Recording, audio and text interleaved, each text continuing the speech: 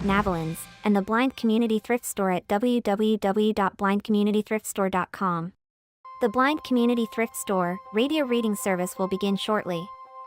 We will be reading local news from around the Southwest Missouri area, Monday through Friday, 10 a.m. to 12 p.m. on YouTube, KSMU, and on the Audio Reader Network at Kansas University. For more information, please visit us at www.blindcommunitythriftstore.com. Please stay tuned as our broadcast will start soon.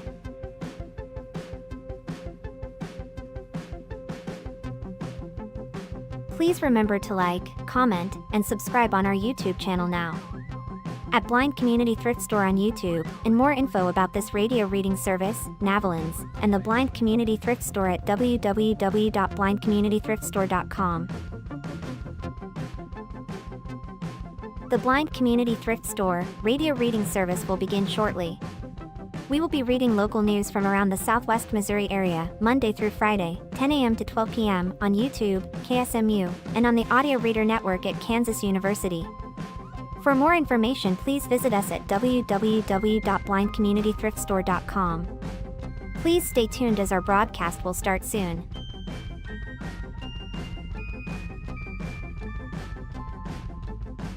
Please remember to like, comment, and subscribe on our YouTube channel now. At Blind Community Thrift Store on YouTube, and more info about this radio reading service, Navalins, and the Blind Community Thrift Store at www.blindcommunitythriftstore.com. The Blind Community Thrift Store radio reading service will begin shortly. We will be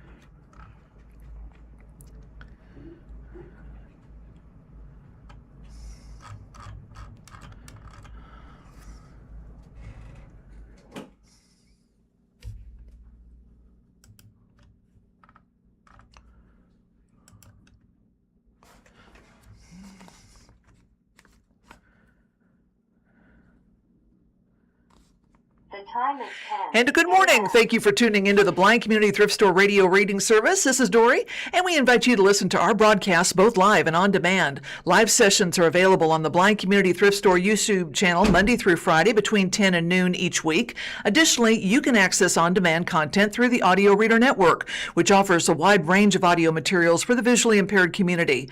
To explore content from the Audio Reader Network, visit www.reader.ku.edu. The site provides details about accessing content via Amazon Alexa, Audio Reader Network mobile app, and information on receiving a radio to listen to the broadcast by KSMU Radio. All broadcasts are played over KSMU subcarrier airwaves at 67 kilohertz on 91.1 from 3 to 5 p.m., Monday through Friday. Contact Audio Reader Network for information on receiving a pre-programmed radio. And we're going to start with an article from the Springfield Daily Citizen with those election results. Here are the August 4th primary election results. 2 key constitutional amendments were rejected, and voters weigh in on Springfield area state legislative districts. The next byline reads, top issues included competitive GOP primaries and constitutional amendments proposing to phase out state income tax and make it more difficult to pass amendments through the initiative petition process. Amendments 4 and 5 were rejected by nearly 80% of voters. And we see a picture of a Vote Here Today election sign. Voters across Missouri cast their ballots on Tuesday in the August 4th primary election and overwhelmingly rejected controversial constitutional amendments 4 and 5. In local legislative races, voters appeared to turn out incumbent State Senator Curtis Trent in favor of GOP challenger Lori Rook for Senate District 20. The Springfield area also saw contested Republican primaries for Missouri's 7th Congressional District, Greene County Circuit Court, Christian County Presiding Commissioner, and several area state legislative districts, while Nixa residents weighed a 1% sales tax for the Fire Protection District. So see the results of the August 4th primary election. The constitutional amendments. Voters rejected Amendment 5. Missouri voters were asked to consider an overhaul to the state's tax system. Amendment 5 would pave the way for the legislature to phase out the individual state income tax and give lawmakers 5 years to offset the phase-outs by increasing and expanding sales and use taxes. Proponents of Amendment 5, chief among them Republican Governor Mike Kehoe, argue that phasing out the income tax would make Missouri economically competitive, lower the overall cost of living, and attract jobs to the state. However, opponents says shifting to an expanded sales tax base would increase daily costs for Missouri residents and disproportionately impact low and fixed income families. And we see on Amendment 5, with nearly all the precincts reporting it was an overwhelming no with 83.3%. Missouri voters reject Amendment 5, keeping state income tax in place. And we see a picture of buttons that say no on 4 and 5. They're gold with blue writing. Missouri voters rejected Amendment 5 on Tuesday, defeating a proposal to phase out the state income tax. Amendment 4 was also struck down. Voters considered Amendment 4, which would make it more difficult for future citizen-led constitutional amendments to pass by requiring a majority vote in each of the state's 8 congressional districts instead of a simple statewide majority. In recent history, Missouri voters have legalized recreational marijuana use, raised the minimum wage, legalized sports gambling, restored abortion rights, and expanded Medicaid eligibility through ballot decisions brought through the initiative petition process. And the next graph shows, again, no votes on Amendment 4, 80.2%, as opposed to 19.7% yes votes. Voters approved Amendment number 2, stemming from recent controversy over property tax valuations in Jackson County. Amendment 2 would require all charter counties to have elected assessors. Voters appeared to say yes on the measure, the Associated Press reported as of 8:22 p.m. last night. Of Missouri's 5 charter counties, only Jackson County does not have an elected assessor. There are no charter counties in southwest Missouri. And the next graph shows Amendment 2, with all precincts reporting in 76.9% yes, 23.1% of voters said no. Voters did say a big yes on Amendment 1. In Amendment 1, Missouri's asked residents to continue the state's 1/10 cent parks, soils, and water sales tax, which was first approved in 1984. Revenues from the tax support soil and water conservation efforts, as well as state parks and historic sites.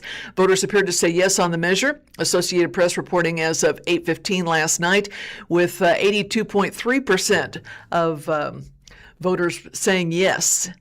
Nixa Fire Protection District sales tax also passed. And GOP primaries, Eric Burleson receiving just over 76,000 votes, followed by Grayson Hunt and John Casey. 7th District Congressional District, we see a picture of Eric Burleson, who, as we just mentioned, handily secured that GOP nomination. In Senate District number 20, with all precincts reporting in, Lori Rook came out on top with 53.1% of votes, as opposed to Curtis Trent's 46.9%. Greene County Circuit Clerk Brian Feimster came out on top over Shannon Pierce with 52.7% of the votes. And Greene County Circuit Clerk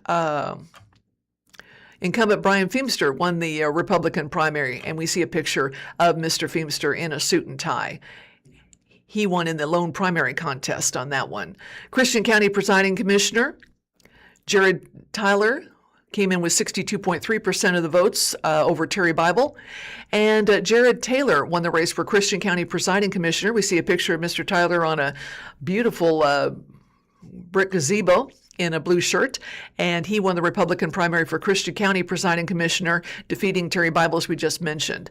House District 140, Jamie Gregg came out on top with 62.7%, followed by Angela Roman. And incumbent Jamie Gregg won the Republican primary for Christian County District 140. In House District 139, Bob Titus came out on top with 54.1% of votes. His opponent was Sandy Carnes, and incumbent Bob Titus won the GOP race for House District 139 seat in Christian County.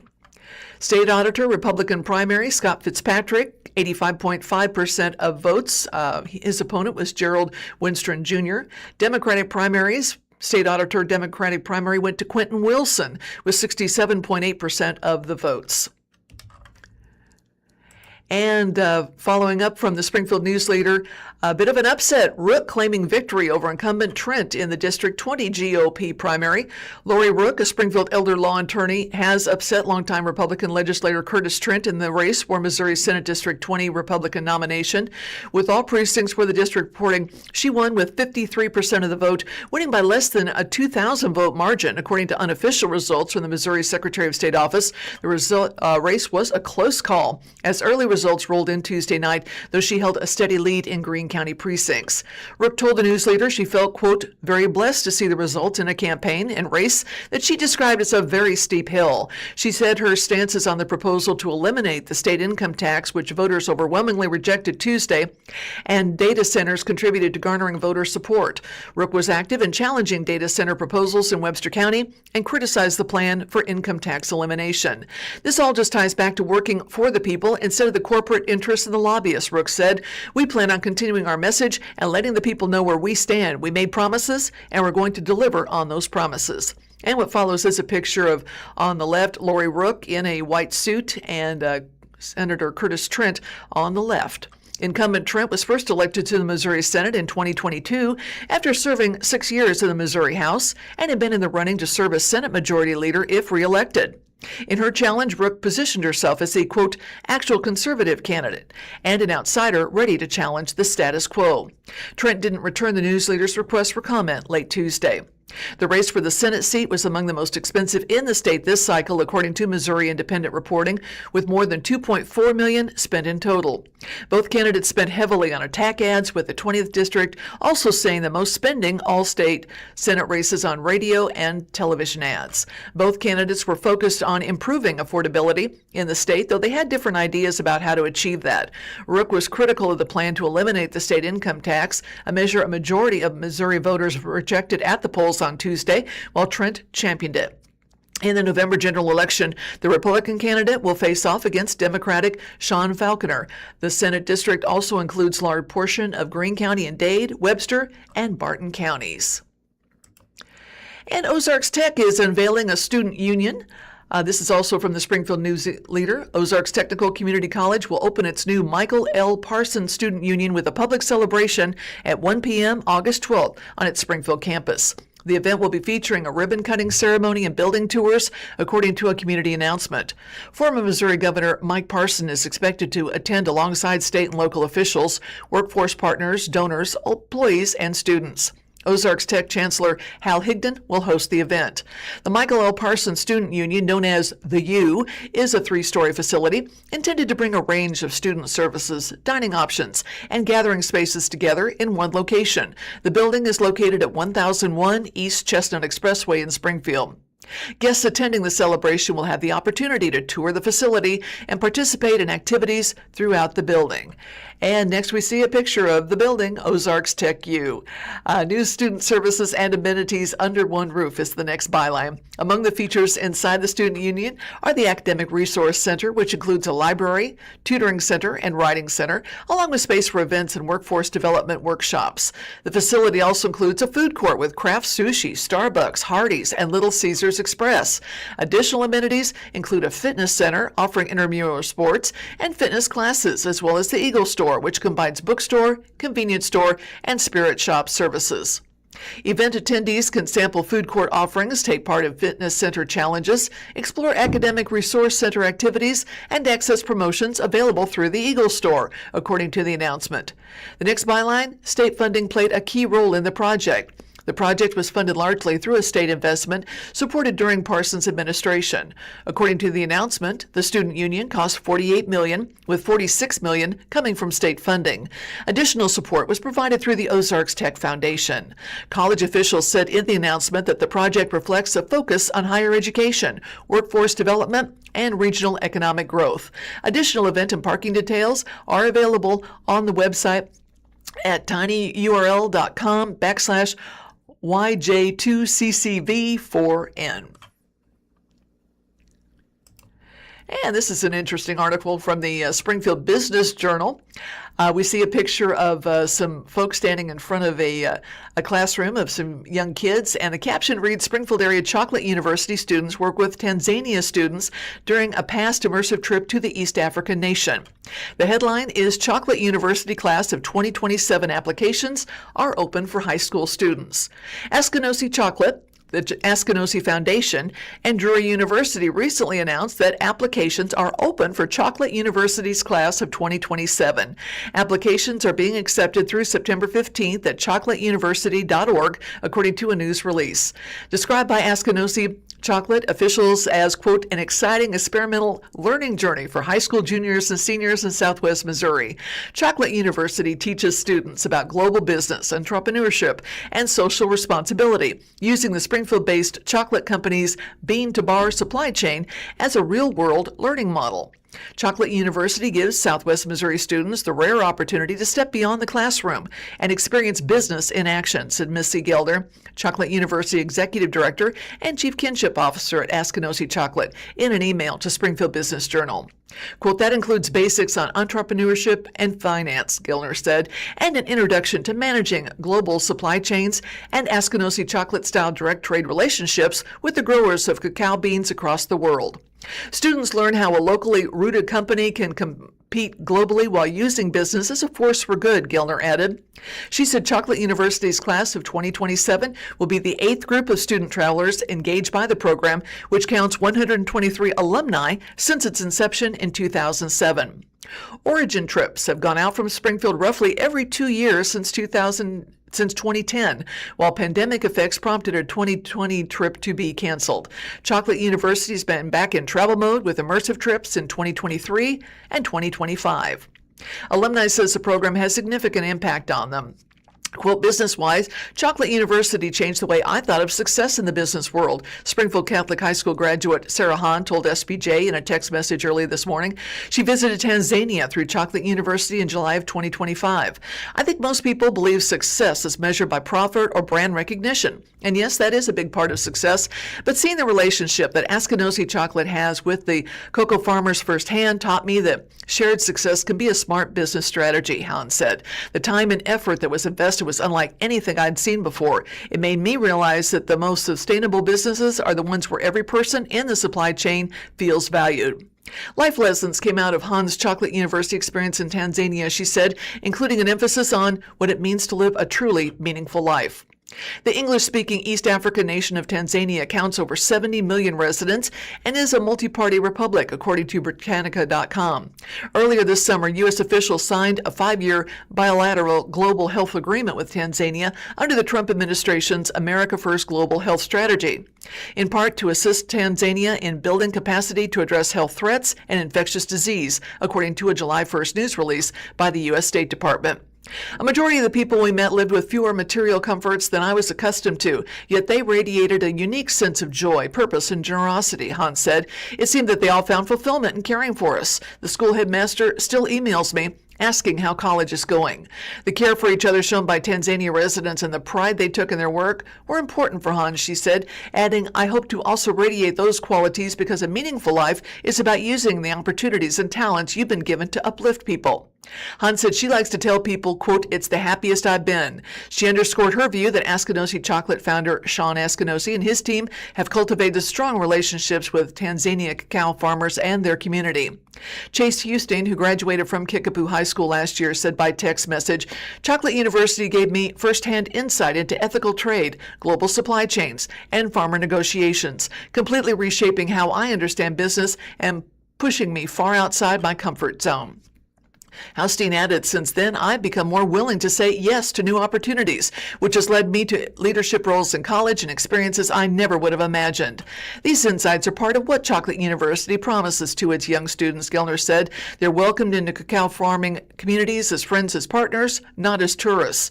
At its heart, Chocolate University is about helping young people see that their lives, choices, and ideas can matter far beyond their own community, she said. Students come to understand the people, cultures, relationships, and responsibilities within a global supply chain, while also discovering more about who they are and what they may be capable of becoming. Chocolate University's curriculum includes lessons in business finance, innovative problem solving, craft chocolate, production, cacao agronomy, international cultures, leadership, personal reflection, and vision setting for the future, according to the news release. Now, current high school juniors and seniors throughout Southwest Missouri who are graduating in 2027 or 2028, you're invited to apply. Askinosie officials said 14 students will be selected to participate in a 6-month preparatory course, culminating in a 10-day international cacao origin and business immersion trip. And Rescue One is nearing $3 million in capital campaign. This also is from the Springfield Business Journal. Officials are hoping to break ground for the headquarters before year's end. Springfield-based nonprofit Rescue One has plans to relocate to Republic as it nears groundbreaking for a future multi-million-dollar headquarters. The organization, which unites foster dogs and cats with permanent owners and provides medical services for rescues, launched the public phase of a capital campaign in July that it quietly started in 2024. Rebecca Redwing, Rescue One's development director, said the nonprofit is nearing 70% of its $4 million goal to construct the roughly 13,000 square foot facility at 3155 East Sawyer Road, which is near Amazon's fulfillment center. The building also will have room to expand in the future, she said. We were able to secure $2.5 million during the quiet phase, Redwing said via email. Since going public, we've raised over $200,000, which is incredible. Stephanie Shelton McGuire, executive director, said reaching 75% of the goal would allow officials to break ground for the facility. As soon as we get to 75%, we're going to start the bidding process with our contract and get it going. Branco Enterprises Incorporated is general contractor for the project, designed by Inform Architecture, LLC. Its future headquarters will include dog boarding kennels for short-term stays, community cat rooms, outdoor play yards, a multi-purpose education room for obedience training programs and adoption events, as well as space for offices, a food pantry, and supply storage, according to officials. Additionally, roughly 4,000 square feet of the building will be dedicated to a veterinary clinic, along with an isolation and recovery ward for rescue animals. Naming opportunities for various elements of the project include an agility play yard, exam room, supply warehouse. According to officials, Shelton McGuire said donors have included Christine White, who donated $1 million for building naming rights in honor of her Rescue One alumni Stanley, and a $500,000 matching grant committed by Ryan and Brandy O'Reilly.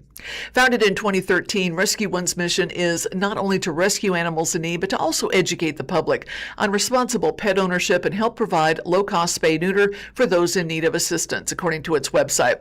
Officials say the organization, which has 19 employees and over 420 volunteers, has rescued roughly 18,000 animals over its history. Rescue One in 2024 reported nearly $1.5 million in revenue and net assets of roughly $1.4 million, according to its most recent 990 form on file with the IRS. The next byline, location pivot. The planned move to Republic is a pivot for the organization, which in 2021 purchased a 4-acre property for their future headquarters at 3859 West Nichols Street, according to past Springfield Business Journal reporting. However, Redwing said the organization sold the property and purchased over 3 acres on Sawyer Road, declining to disclose the sale and purchase prices. Over the years after purchasing our previous property, we ran into many obstacles with the land that would end up costing more money than we felt comfortable with for that location, Redwing said. Shelton McGuire said the Springfield site needed a sewer extension, which was going to be very costly. Running the sewer extension and the site work was going to be nearly $800,000, she said, so that was not reasonable to do. However, the site in Republic has all utilities connected, Shelton McGuire said. Quote, we've done all the due diligence to make sure there are no surprises, she said. It's ready to go as soon as we are. The next byline, current activity. After previously operating out of leased spaces in Springfield at East Bennett Street and South Stewart Avenue, Rescue One consolidated operations into a 5,000 square foot facility at 2000 South Stewart Avenue in September of 2024, according to past SBJ reporting. The move has been great, Redwing said. It's a much larger space than we were used to, but we've outgrown it. Shelton McGuire said the nonprofit's lease with Sea Arch Bay Company is up in October, but officials plan to soon ask to extend it for another year. We told them when we were moving in that our building project was kind of the determining factor of our lease, she said. Space in the current facility is limited for surgeries, Shelton McGuire said, adding the current waiting list for animal spay and neuter services is over 200 clients long. In the future, we could be potentially having 3 surgeries going on at once rather than 1, she said at the planned new headquarters. Redwing said Rescue One has been busy with fundraisers in recent months with its 12th annual 5K run, dubbed the Fast and the Furiest, raising $31,000. The organization's annual golf tournament, held in June at Rivercut Golf Course, did even better, bringing in $46,000. Our Party for Paws Gala is October 8th. We hope to raise $225,000 this year to go toward operating expenses and our capital campaign, Redwing said. Noting that she's been with Rescue One almost since its beginning, Redwing said the new headquarters is a dream project for the organization that appears only a few months away from breaking ground. She estimated once construction starts, the facility should be completed within 10 to 11 months. We are so excited for what this new facility will mean. not only for Rescue One, but for the thousands of animals and families we'll be able to serve for years to come, she said. We can't wait to see the lives that we change because of the generosity of this community. All right, and we'll go back here to the Springfield News Leader, and a story here about Missouri drivers are urged to watch for roadside mowing crews. Motorists traveling on Missouri highways and rural roads are being urged to watch for mowing operations as roadside vegetation continues to grow following a wet spring and warm temperatures. The Missouri Department of Transportation is reminding drivers, slow down, stay alert around mowing crews, according to a community announcement. The agency said in the announcement that mowing work is focused on maintaining visibility and improving safety along state-maintained roadways. Quote, our mowing efforts focus on visibility and safety, MoDOT State Maintenance Director Darren Hamlick said in the announcement. Please watch for our crews. Even the most aggressive warning lights and signs aren't effective when drivers are distracted. Pay attention, slow down, buckle up, put your cell phone down. MoDOT conducts 3 mowing cycles each year with work scheduled during the spring, summer, and fall. The timing of those efforts varies based on rainfall and vegetation growth. The agency is responsible for maintaining about 400,000 acres of grass across the state, an area, it said in the announcement, it's equivalent to about 300,000 football fields. Crews use protective follow trucks to warn motorists when approaching slow-moving mowers. The next byline, safety tips for passing mowing equipment. Drivers traveling on rural 2-lane roads are encouraged to, number 1, watch for tractors and trucks with flashing lights operating at speeds of 2 to 5 miles per hour. Reduce your speed, focus on driving, avoid cell phone use and other distractions. Be prepared to stop or travel slowly behind a follow truck, particularly near hills and curves, and obey no passing zone markings and only pass when there is adequate visibility to avoid oncoming traffic. Residents are asked to report grass or weeds that block visibility at intersections on state-maintained roads. Concerns can be submitted through the agency's customer service center at 1-800-ASK-MoDOT, or you can go online. And in another story, once again, from the Springfield News Leader, you don't have to be a student to enjoy Missouri back-to-school tax holiday. All right. A couple of key points in this article. Missouri's annual back-to-school sales tax holiday is running from August 7th through August 9th. The tax exemption applies to specific items like clothing, school supplies, computers under certain price limits. And shoppers can save on both state and local sales taxes on eligible items purchased for personal use. Days after voting on the future of sales taxes in the state, Missourians will get a temporary reprieve from some of those taxes. Starting this Friday, August 7th, and extending through Sunday, August 9th, certain items will be free from local or state sales tax throughout Missouri. While this tax holiday is billed as a, quote, back-to-school event, there's no obligation for the tax-free products you purchase to be destined for the classroom. However, the holiday is limited to certain items, such as school supplies, clothing, computers, within certain price limits. The items also must be meant for personal rather than business use. And next, we see a picture of various school supplies, pencils, markers, as you might imagine, some folders as well in the back. The 3-day annual tax holiday always starts on the first Friday of the month, and that makes it the latest it can be this year, but still allows about 2 weeks before most Missouri students head back to class the week of August 24th. For now, here's what you should know to make the most of the tax-free shopping this year. For next byline, when is Missouri's tax-free weekend in 2026? Missouri's back-to-school sales tax holiday is beginning the first Friday in August at 12:01 a.m. and will stretch through midnight on Sunday. This year, that's August 7th through the 9th. The state first held a tax holiday in 2004. The following year, Missouri made it an annual event. Early supporters said it encouraged people to shop at Missouri stores instead of online. Next byline reads, what items are covered? Items exempt from sales tax during the holiday include clothing with a taxable value of $100 or less per item, up to $50 per purchase of school supplies, up to $350 of computer software, personal computers or related devices up to $1,500, and graphing calculators up to $150. For purposes of the tax holiday, the list of tax-exempt clothing includes diapers and material used to make school uniforms or other school clothing, but it doesn't include watches, watch bands, jewelry, handbags, handkerchiefs, umbrellas, scarves, ties, headbands, or belt buckles. School supplies include anything used in a typical classroom for educational reasons, including writing and art supplies, textbooks, backpacks, calculators, rulers, and globes. They don't include radios, headphones, sports equipment, telephones, office equipment, or furniture. A more complete list of eligible and ineligible items are available on the Missouri Department of Revenue website. The tax holiday applies to items bought over the internet and items that are ordered during the holiday, but not delivered until later, as long as the purchase is complete before the holiday ends. Purchases need to be for personal use. The state considers it a personal use when teachers use their own money to purchase school supplies for their classrooms, but not if someone buys items to use in their business. Next question, where does the Missouri tax-free weekend apply? The tax holiday applies throughout Missouri, whether you're a resident or visiting from out of state. Local jurisdictions can no longer opt out of offering a holiday from local taxes as well. Well, how much can I save during the Missouri tax-free weekend, you might ask? The amount you'll save compared to a normal weekend depends on exactly where you're shopping, as various cities, counties, and districts have different tax rates. In some parts of the Kansas City area, the total sales tax rate can reach more than 11%, and in part of St. Louis County, it exceeds 12%. The state sales tax rate is currently 4.225%.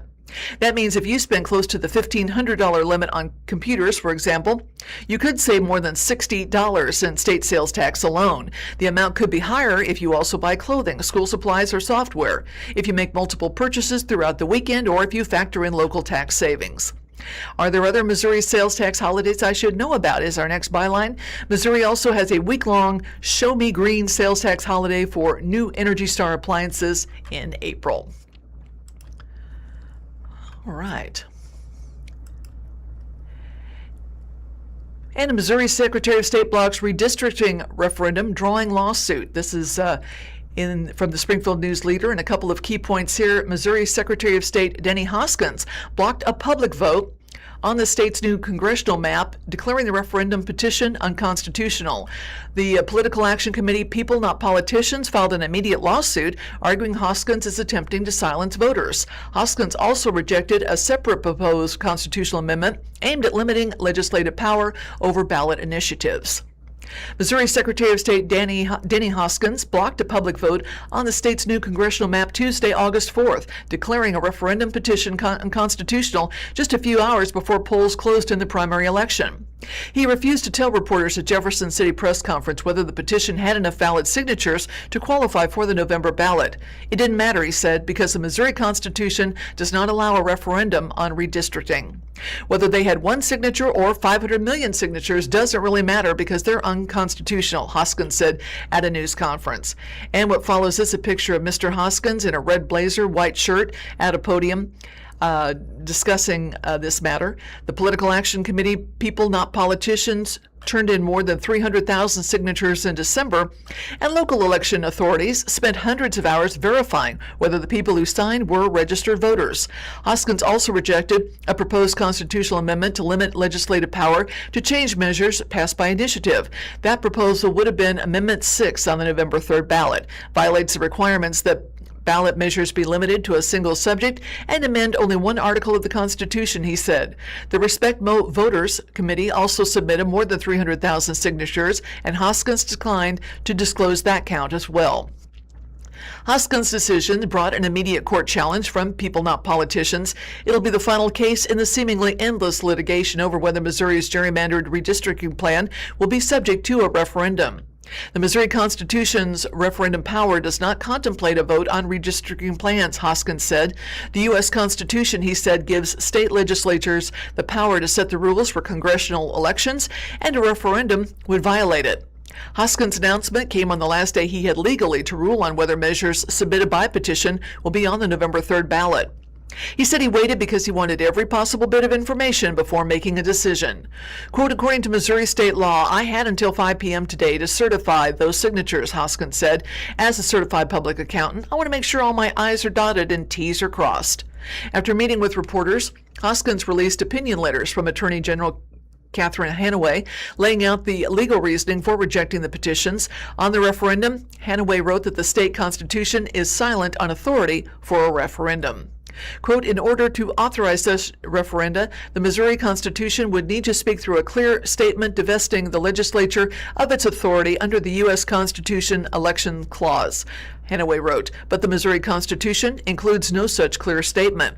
People Not Politicians Executive Director Richard Von Glahn filed the lawsuit in Cole County Circuit Court late Tuesday. Secretary of State Hoskins is making a last desperate attempt to silence a people's vote in Missouri, Von Glahn said in a news release. We've fought back against politicians for the last year, and we won't stop now. The petition has enough signatures to make the ballot, and the courts will uphold the referendum power for restricting, Von Glahn said. People will have the final say in November and the chance to vote no to politicians' desperate power grabs, he said. The Democratic leader in the Missouri House, State Representative Ashley Allen of Kansas City, said Hoskins is showing he is a Republican partisan, not an impartial official.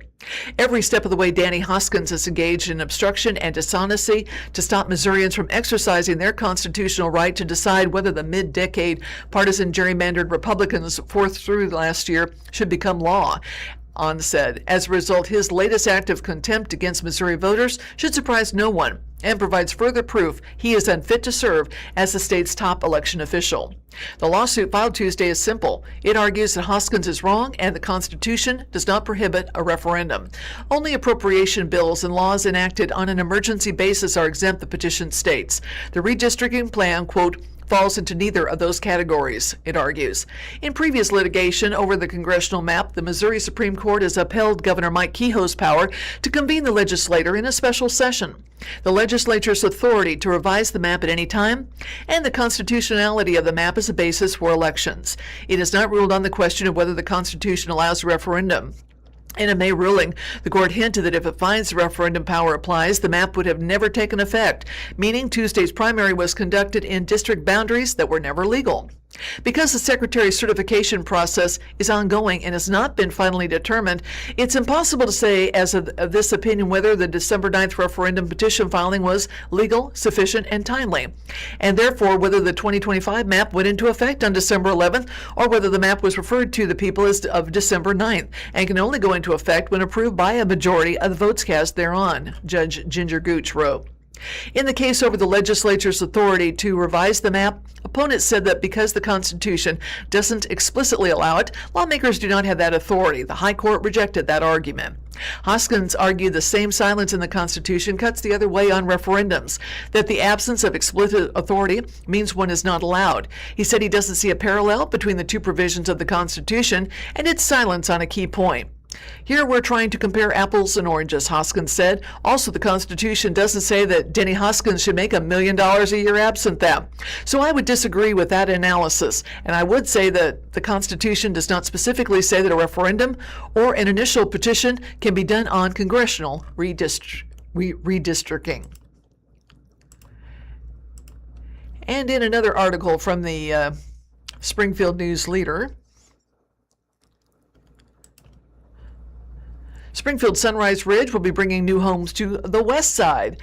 Bustle Homes has announced Sunrise Ridge, a new residential community on West Grand Street in Springfield, offering homebuyers access to the city, along with homes built by a company that has served the Ozarks region for nearly 3 decades. The development will be on Springfield's west side and include a range of home sites, floor plans, and finishes, according to a community announcement.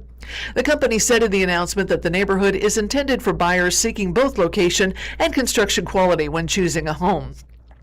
A great location is only part of the decision, Bustle Homes President Tyler Bustle said in the announcement. The address is what draws people in, but the quality of the build is what they live with for the next 20 or 30 years. Sunrise Ridge gives buyers both, and we think that combination is hard to find right now. The community is planned near shopping, dining, parks, and major transportation routes serving the west side of Springfield metropolitan area. Students living in the neighborhood will attend schools in the Willard School District. And what follows next is a map showing Sunrise Ridge's location. Community features, Bustle Homes said in the announcement that Sunrise Ridge will include a Springfield address, access to shopping, dining, parks, major roadways, energy-efficient construction, and standard upgrades, multiple floor plan and finish options, and financing resources for prospective buyers. The builder said in the announcement that home sites will be limited and that an interest list is now available for buyers seeking early access to home site and floor plan selections as development progresses. Builder cites longtime mutation is the next byline. Bustle Homes describes Sunrise Ridge as part of its ongoing work in southwest Missouri, where the company has built homes for nearly 30 years. We've been building in this region for nearly 3 decades, and the families who buy from us tend to know somebody who already lives in a Bustle home, Bustle said in the announcement. That reputation is not something we take lightly. It's the reason we don't settle for the bare minimum on any home we build.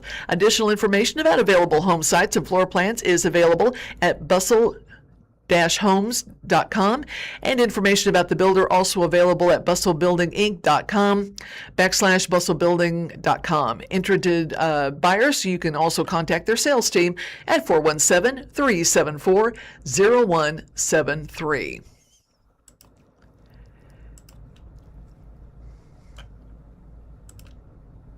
And from the Springfield News Leader in Christian County election news, Gregg wins and Nixa sales tax wins as well.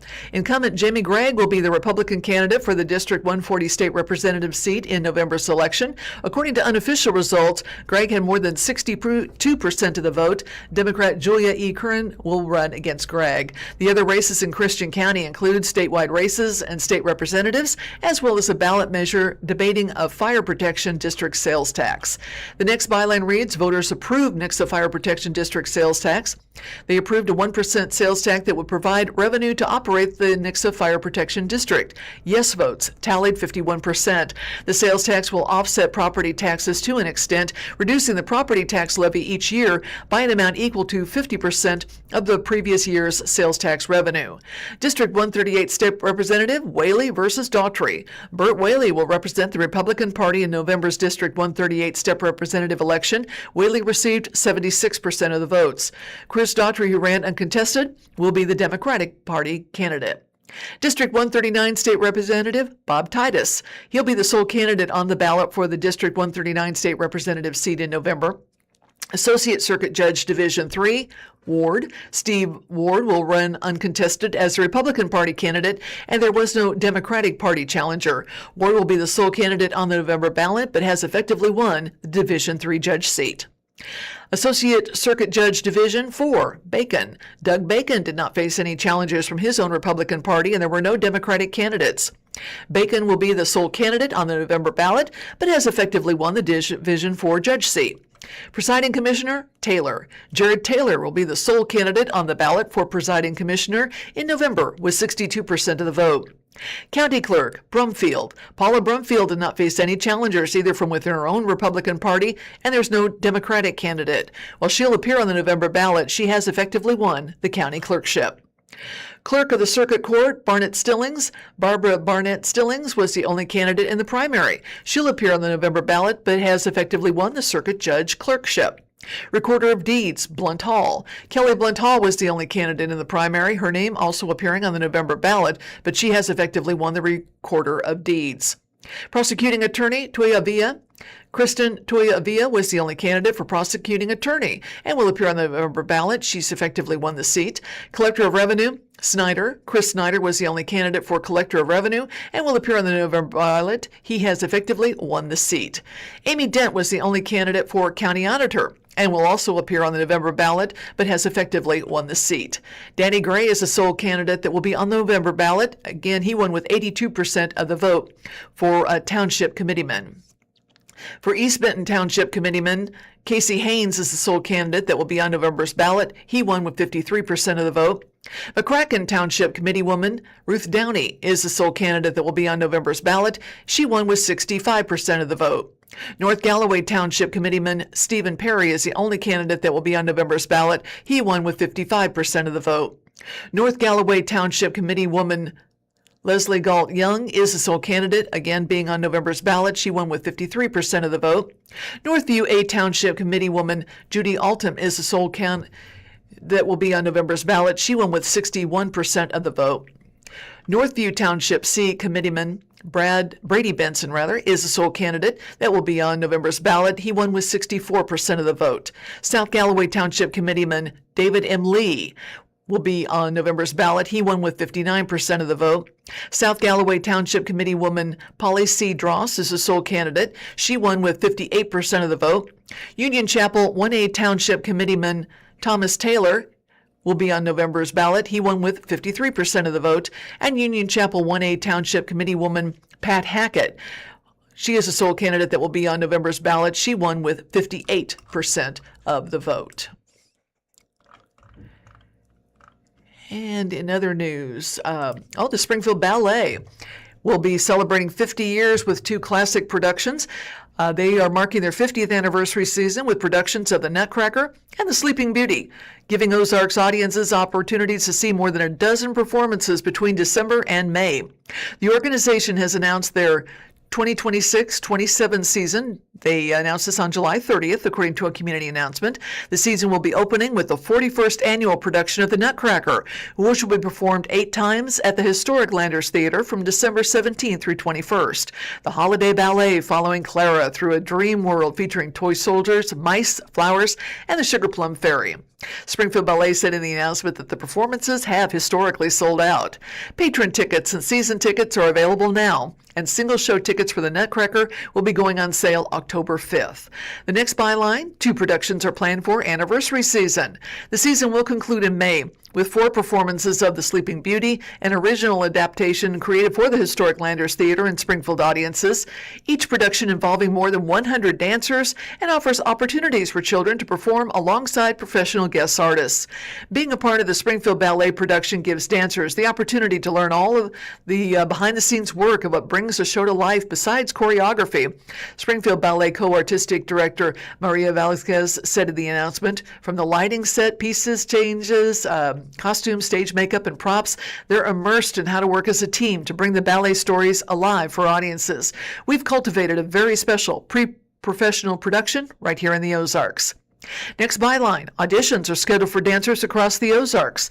Springfield Ballet is inviting dancers ages 5 and older to audition for the upcoming season. Participants must be 5 years old by August 1st.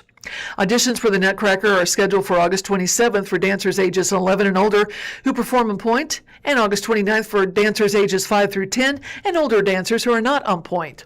Auditions for The Sleeping Beauty are scheduled for January 21st and January 23rd. All auditions will take place at the Creamery Arts Center at 411 North Sherman Parkway in Springfield. And additional information about auditions is available at their website, springfieldballet.org. Ticket sales support community access is the next byline.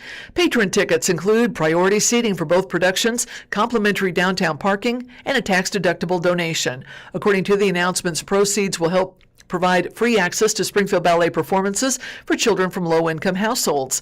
Tickets are available through the historic Landers Theater box office in person at 311 East Walnut Street, Springfield, or you can call 417-869-1334 or head online springfieldlittletheater.org.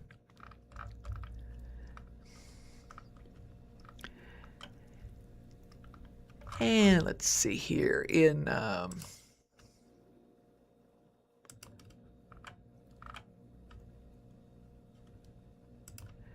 And in news from the Springfield Daily Citizen, Vital Nest Living. It's an adult daycare program where care feels like family. And we see a picture of Vivian Armoy, and she is the owner and founder of Vital Nest Living, with another gentleman who is the co-founder. Every meaningful journey begins with a purpose. She writes, for my husband and me, that purpose has been rooted in caregiving, compassion, and serving others. Through our own caregiving experience, we've come to understand the joys and challenges families face every day. We saw how important it is for caregivers to have trusted support and for older adults and seniors to have a welcoming place where they feel valued, connected, and cared for. And what follows is a picture of the Creative Flow studio. It's one of 5 thoughtfully designed zones at Vital Nest Living, encouraging creativity, cognitive engagement, and meaningful expression through individualized activities in a welcoming home-like environment. As a director of public health and with her husband living as a psychiatrist, mental health nurse practitioner, our professional and personal experiences inspired us to create Vital Nest Living, which is an adult daycare program built on dignity, compassion, individualized care, and the belief that every individual deserves quality care while every caregiver deserves peace of mind. At Vital Nest Living, we provide a safe, engaging, and supportive adult daycare program for older adults and seniors in Springfield. Through compassionate, individualized care, participants enjoy meaningful activities, social connection, nutritious meals, and a more home-like environment that promotes dignity, independence, and overall well-being. At the same time, family caregivers gain peace of mind, knowing their loved ones are in trusted hands while they work, attend appointments, or simply take time to recharge. The goal is simple: to enrich lives by creating meaningful experiences, fostering friendships, encouraging independence, and providing compassionate, individualized care in a safe and welcoming environment. We believe every participant deserves to feel respected, valued, and connected, while every caregiver deserves confidence and peace of mind.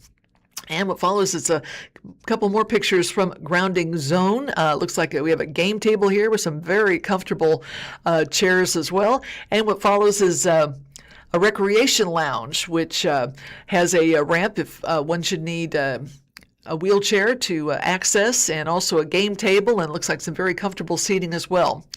And if you're interested, Vitalness Living, their number is 417-371-2066.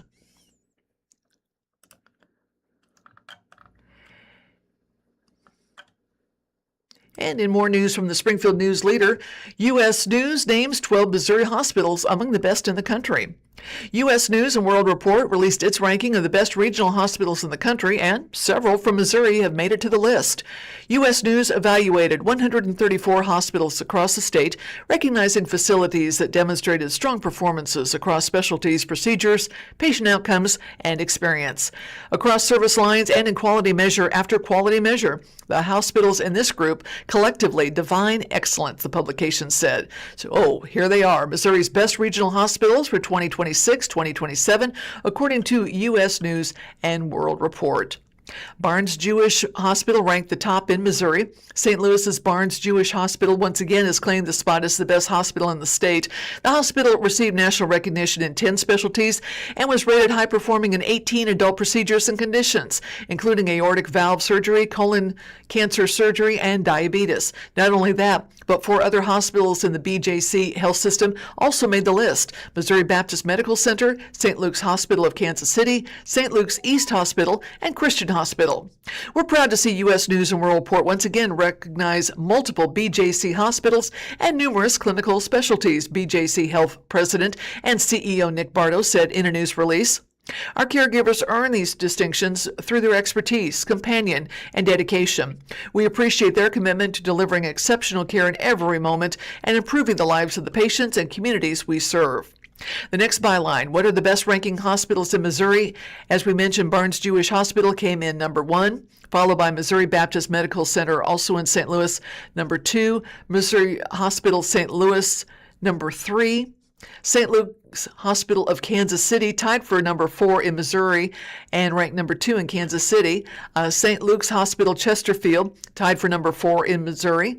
Missouri Hospital South, tied for number 6 in Missouri, ranked number 5 in St. Louis. Mercy Hospital Springfield has tied for number 6 in Missouri. Boone Hospital Center Columbia, tied for number 8 in Missouri. Christian Hospital St. Louis, tied for number 8 in Missouri. St. Luke's East Hospital in Lee Summit came in at number 10. Mercy Hospital Jefferson Festus, tied for number 11 in Missouri. And NKC Health Hospital North Kansas City, tied for number 11 in Missouri. The University of Kansas Hospital was ranked the number 1 hospital in the Kansas City area. And the next byline reads, how did U.S. News determine the best hospitals in Missouri? A hospital qualifies for the, quote, best regional hospital list if it offers a full range of general medical and surgical services, achieves at least 8 high-performing ratings in the best hospital's procedures and conditions, and has 5 more high-performing ratings and evaluated ratings across those procedures and conditions. In each region, hospitals ranked on the Best Hospitals Honor Roll scored higher than those not on the list, regardless of their point totals. If multiple Honor Roll hospitals were in the same region, they were tied for the top position. Hospitals in each region were ranked based on their points. They earned 2 points for each of the 11 data-driven Best Hospital specialties where they achieved a national ranking. Additionally, hospitals gained 1 point for each of the 21 procedures and conditions in which they were rated, quote, high-performing. Hospitals lost a point for each procedure or commission where they received a rating of, quote, evaluated.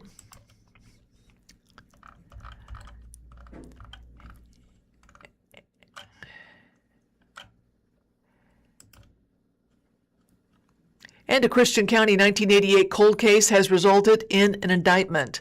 Nearly 4 decades after a pregnant woman went missing in Christian County, a man has been indicted in her killing. Ronna Bremer was last seen in December 1988 when she was 22 years old and 7 months pregnant, according to Newsletter Archives. Now, Joel Bremer, who was her husband, has been indicted by a grand jury for 2 counts of second-degree murder of both Ronna and her unborn child, according to a Christian County Sheriff's Office news release. Joel Bremer was the one who reported Ronna missing. A skull mailed to the Greene County Sheriff's Office in 1991 was identified in 2002 as Ronna Bremer. According to the state's request for Joel Bremer's arrest warrant filed in court, the skull had been found on land adjacent to his brother-in-law's.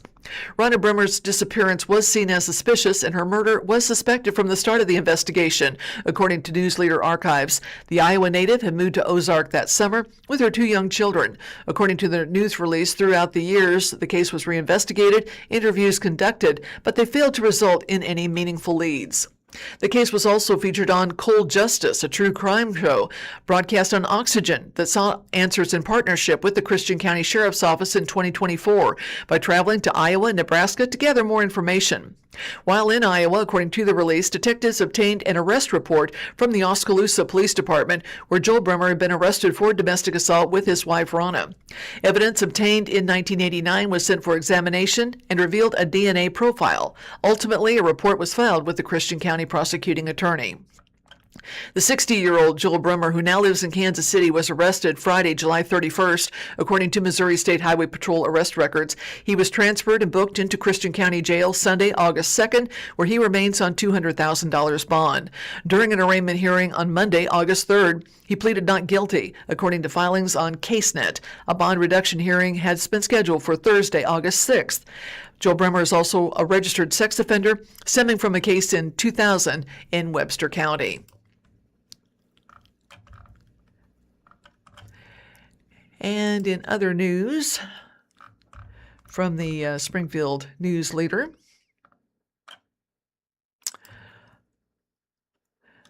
the question is, can you ride in a truck bed in Missouri? Well, here's what the law says. Picture this. You're out with your friends on a warm Missouri afternoon. Someone suggests hopping into the bed of their pickup truck for the ride home. Now, while the practice isn't uncommon, especially in more rural areas, is it actually legal? Well, here's what to know about riding in a truck bed in Missouri and just what can get you in trouble. The next byline reads, is it legal to ride in the bed of a pickup truck in Missouri? Yes and no. Missouri law prohibits those under 18 from riding in the unenclosed bed of a pickup truck that weighs less than 12,000 pounds. This applies to any highway that is part of the state or federal highway system and within a city's limits. However, there are several exceptions, including, quote, you're 18 years or older. It's a necessary part of your job. You're engaged in agricultural activities. You're in a parade, caravan, or exhibition. The pickup bed has been modified to keep the passenger from being thrown from the vehicle. You're participating in a special event and there isn't enough seating in the cabin. You're assisting and or ensuring the safety of someone engaged in a recreational activity. The truck is the only vehicle owned by your immediate family and there isn't enough space in the cabin. Next byline, what is the penalty for riding in a pickup truck bed in Missouri? Well, anyone caught illegally riding in the bed of a pickup will be found guilty of a Class C misdemeanor, and penalties include a fine of up to $750 and or up to 15 days in jail. The next byline, is it legal for dogs to ride in a pickup truck bed in Missouri? There are no laws that prohibit animals from riding in the bed of a pickup truck in the state. However, there are safety concerns pet owners should consider.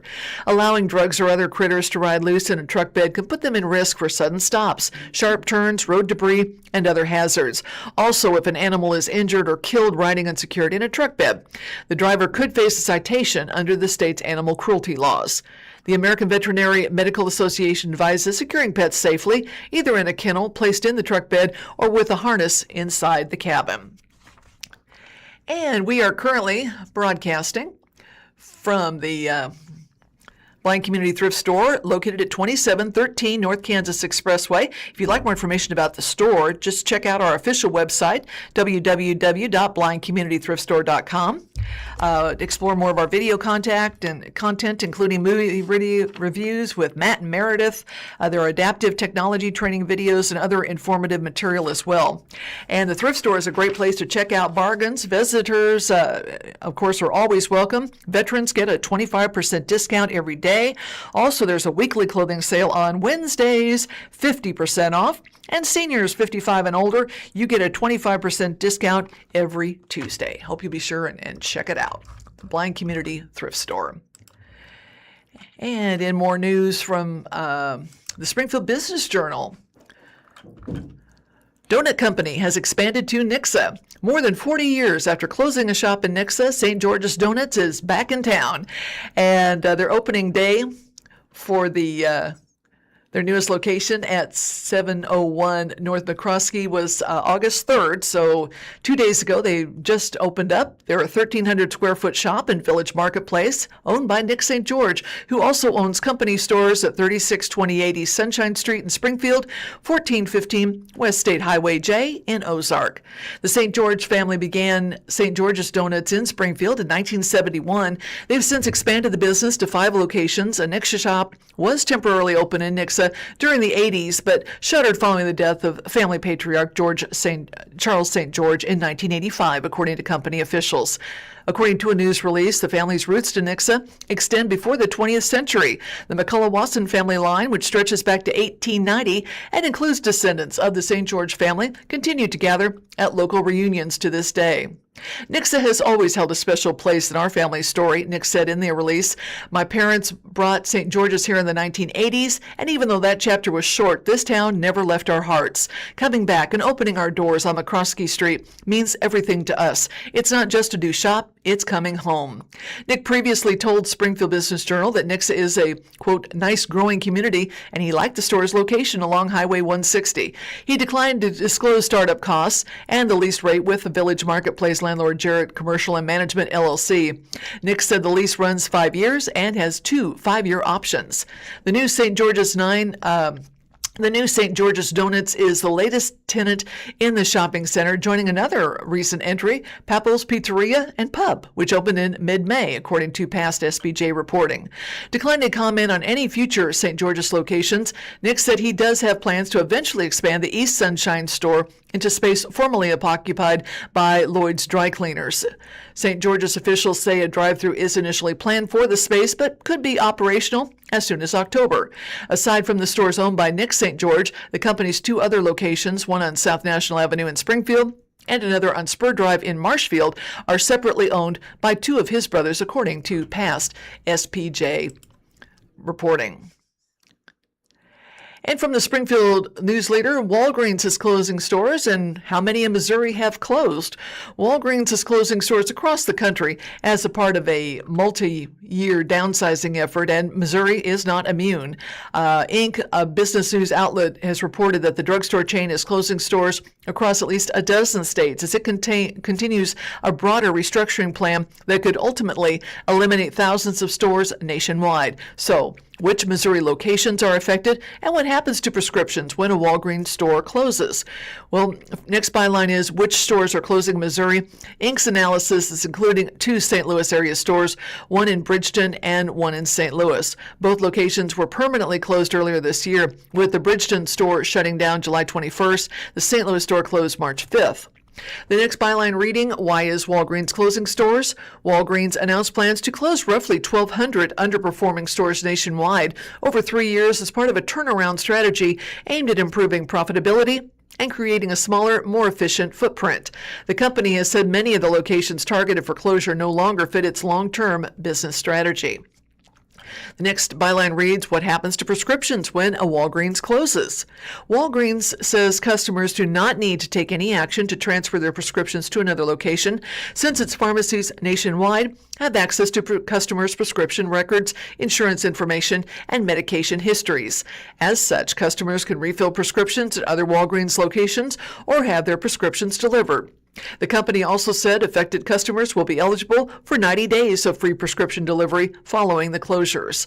And the next byline reads, how many Walgreens stores are in Missouri? Well, Walgreens has locations in 94 Missouri cities, of course, including Springfield, also Carthage, Jefferson City, Joplin, and as we said, there are 94 of them, so I won't go ahead and list all of them, but that's the current update on their on Walgreens.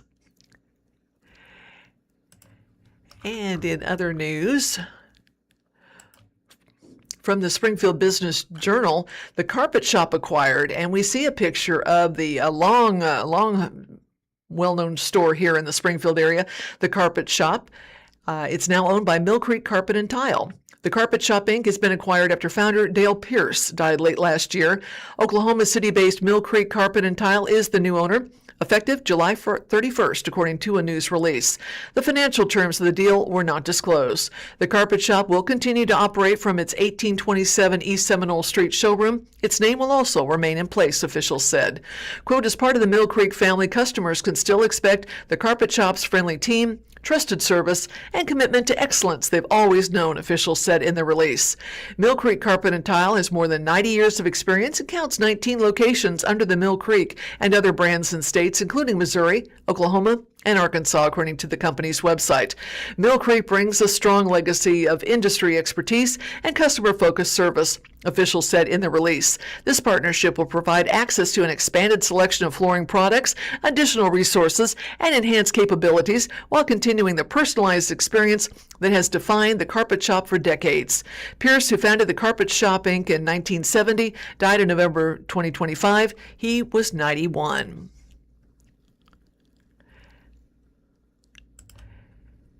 And also from the Springfield Business Journal, MSU plans a $2.25 million in repairs to Glass Hall. And we see a picture of Glass Hall, which Missouri State is proposing spending this money on. Missouri State University is planning to spend $2.25 million replacing windows on the original part of the Glass Hall building, the home of the university's College of Business. A proposal to address the deferred maintenance will go before the MSU Board of Governors during a retreat August 6th through 7th in Springfield.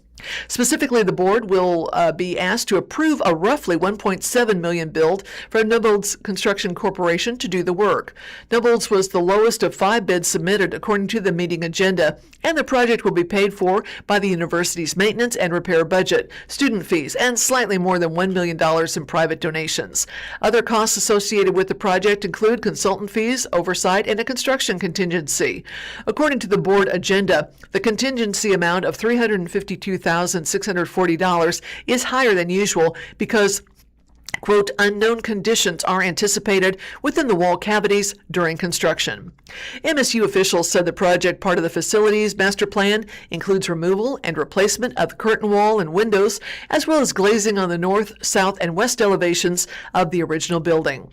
The proposed project, to be completed in summer 2027, also includes caulking, power washing, and roof replacements on the mechanical and stairwell penthouses.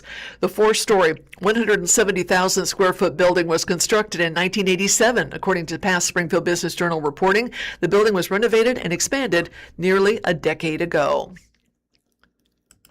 And in banking news, Great Southern Bank distributes community development grants. Great Southern Bank and Federal Home Loan Bank of Des Moines recently announced $400,000 in combined grants to 23 nonprofit organizations across Missouri through the Member Impact Fund, officials said in a news release. The matching grant program is designed to amplify community engagement of FHLB Des Moines member institutions to support affordable housing and community development. Great Southern Bank contributed $100,000, which FHLB Des Moines matched 3-1 with an additional $300,000, bringing the combined total to $400,000 for organizations in Springfield, St. Louis, Kansas City, Lebanon, Branson, West Plains, Joplin, and Columbia. These are strong community partners whose work aligns directly with what the Member Impact Fund is designed to support, said Andrea Brady, Community Outreach and Development Manager for Great Southern Bank in the release. We carefully considered organizations across our footprint, and this partnership with FHLB Des Moines lets us extend that support even further, reaching more people who need it, whether that's a family working toward stable housing or a neighborhood building toward a stronger future. Great Southern Bank officials said this year's Member Impact Fund grants represents one of the largest single rounds of community investment in the bank's 103-year history. In Springfield, 6 organizations will share $126,000 in combined grants. Care to learn? The Drew Lewis Foundation, Inc., Help Give Hope, Restore SGF, the Victim Center, and Victory Mission. Care to Learn will receive a total of $40,000 through the program to support its health, hunger, and hygiene program, which provides Springfield area students with coats, shoes, backpacks, school supplies, hygiene items so they can focus on learning. The Drew Lewis Foundation will be receiving $20,000 through the program to support its Blue House Project, which acquires and rehabilitates homes and provides education and training to families in its RISE program, which are working towards home ownership. Help Give Hope will receive a total of $20,000 through the program to support its Transportation Assistance Program, which provides vehicle repairs, donated and purchased vehicles, and gas cards to help working families get to and from work. Restore SGF will receive a total of $20,000 through the program to support its Restore My Block Challenge Grant program, which reimburses homeowners in historic Springfield neighborhoods for exterior home improvements. The Victim Center will receive a total of $10,000 through the program to help fund its 24-hour crisis and intervention hotline, along with victim advocacy and counseling services provided at no cost to victims of violent crime. And Victory Mission will be receiving $16,000 through the program to support meals and counseling for residents of its shelter and outreach program, which offers 210 beds across emergency, transitional, and year-long residential services. The remaining donations are spread across the state. Great Southern officials said in the release, St. Louis receiving $126,000, Kansas City $40,000, Lebanon, Branson, and West Plains $52,000, Joplin $20,000, and Columbia $36,000.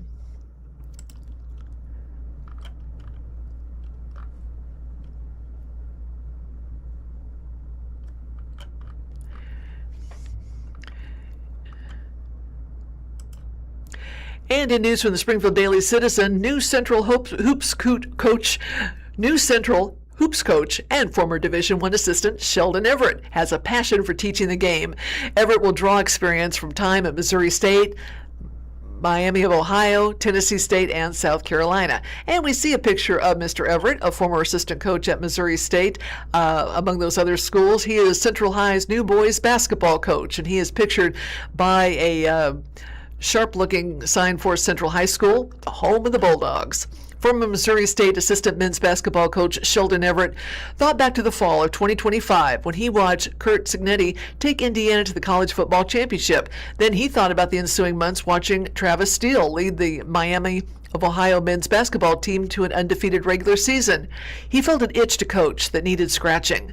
Everett had been coaching junior high hoops at Springfield Catholic this past year. After a 2024 head coaching change at MSU, Everett opted to remain in Springfield to raise his family while earning a real estate license. His desire to return to a higher level, catalyzed by Cignetti and Steele's success, turned into a job search. The search soon reached a turning point when Catholic hired then Central head coach Jordan Epps to take over the Springs basketball varsity program, leaving a vacancy in near downtown Springfield. Everett thought he'd be a good fit. The former University of South Carolina guard was on location in his hometown of Lexington, South Carolina, when the position opened, fittingly spending time with his high school coach Bailey Harris, who he says played a major role in sparking his love for basketball and coaching. That Monday, I played golf with Harris and two other high school teammates who were both high school coaches, said Everett, who brings coaching experience and from various schools and his alma mater. When I got back from that trip, I applied for the job. It just kind of reignited my passion for the game. And what follows is a picture of Sheldon speaking to Missouri State players during his time as a Bears assistant. After a month-long interview process, Everett was announced as the Bulldogs' next head coach May 5th, and now he's looking to build on Epps' turnaround of the program, which included a 72-65 record and a 2024 Class 6 state semifinal appearance. Everett recalled his high school career in Lexington under Harris as something that he thought a great deal about when formulating his mindset for the upcoming season. Quote, "I want to give them the experience that Harris gave me. During my era of high school, we ended up going to the state championship or semifinals somewhere like 4 out of 6 years. The 2 years I played varsity, I got to the state championship with our team twice, and we won once. So for me, being a high school player, I don't know what it feels like not to be in that game." The two all-time SEC academic team honoree says he wants to be a resource for his players both on and off the court, much like Harris has been for him, even long after high school. Though he's never coached at the high school level, Everett believes his experience in high school paired with his coaching experience at the college level will work hand in hand to breed a championship-driven culture. I'm going to coach the same as I'd coach a college team, said Everett. I'm going to coach them with the same intensity, the same energy, and the same effort. Our structure is going to be the same. As we progress, there will be a lot of the same strategy from a play calling standpoint, a teaching standpoint, a breakdown standpoint, and practice planning. All in all, how we develop our players offensively, defensively, or what we do with special teams. A lot of that will come from my experiences. Coaches I work for, and even coaches I'm still studying. Everett is stepping into the role after a 7-21 season, but sees the year as a success from the growth he's seen in game film. The Bulldogs will be without its two primary scorers, all-conference guard Triton Jackson and fellow senior Donovan Martin, who graduated in May, but will return multiple players who have varsity experience. When I started actually watching them on tape, what I noticed is we have some really good young core talent returning to the program, and they've got a lot of game experience, he said. Some of that experience came in blowout losses, but some were close losses. Those are going to be wins moving forward because of their invaluable experience. Senior point guard Kenyon Stutman, senior forward Tashawn Clark, and junior forward Nathaniel Green, junior guard Robert Gibson, and sophomore point guard C.J. Dyson will be making up the team's core five, though Everett was clear that age will not matter over skill under his direction, and that nobody has landed a starting role for him yet. If a freshman is talented enough to start as a freshman and he's doing those things with consistency and performance that's needed, and he's doing it better than a senior, I'm going to start the freshman, he said. Even though I say we have 5 returners, I'm also a coach that holds people accountable. And so I'm definitely not one that's going to let complacency set in. Everett is returning one assistant coach from the previous staff, Calvin Pearson, who's been with the program 19 years, and adding recent Evangel men's basketball graduate Dane Foster as an assistant after receiving a, quote, really good referral from Valor head coach Bert Capel.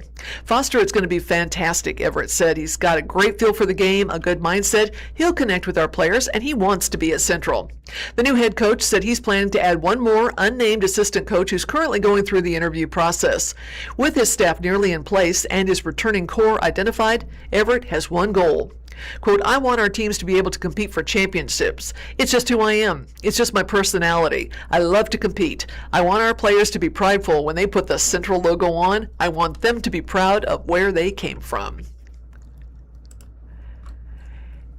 And in news, we'll just, from the Springfield News Leader, once again in election news, voters said no to Missouri Amendments 4 and 5, yes to 1 and 2. Missouri voters did turn out in force yesterday, making their voices known on those 4 statewide amendments during the primary election. By 9 a.m. August 5th, all precincts had reported in, although newsrooms, including the Associated Press and New York Times, called all amendment races within hours of polls closing, based on early results in key precincts. So here's a look at what voters approved and what they rejected.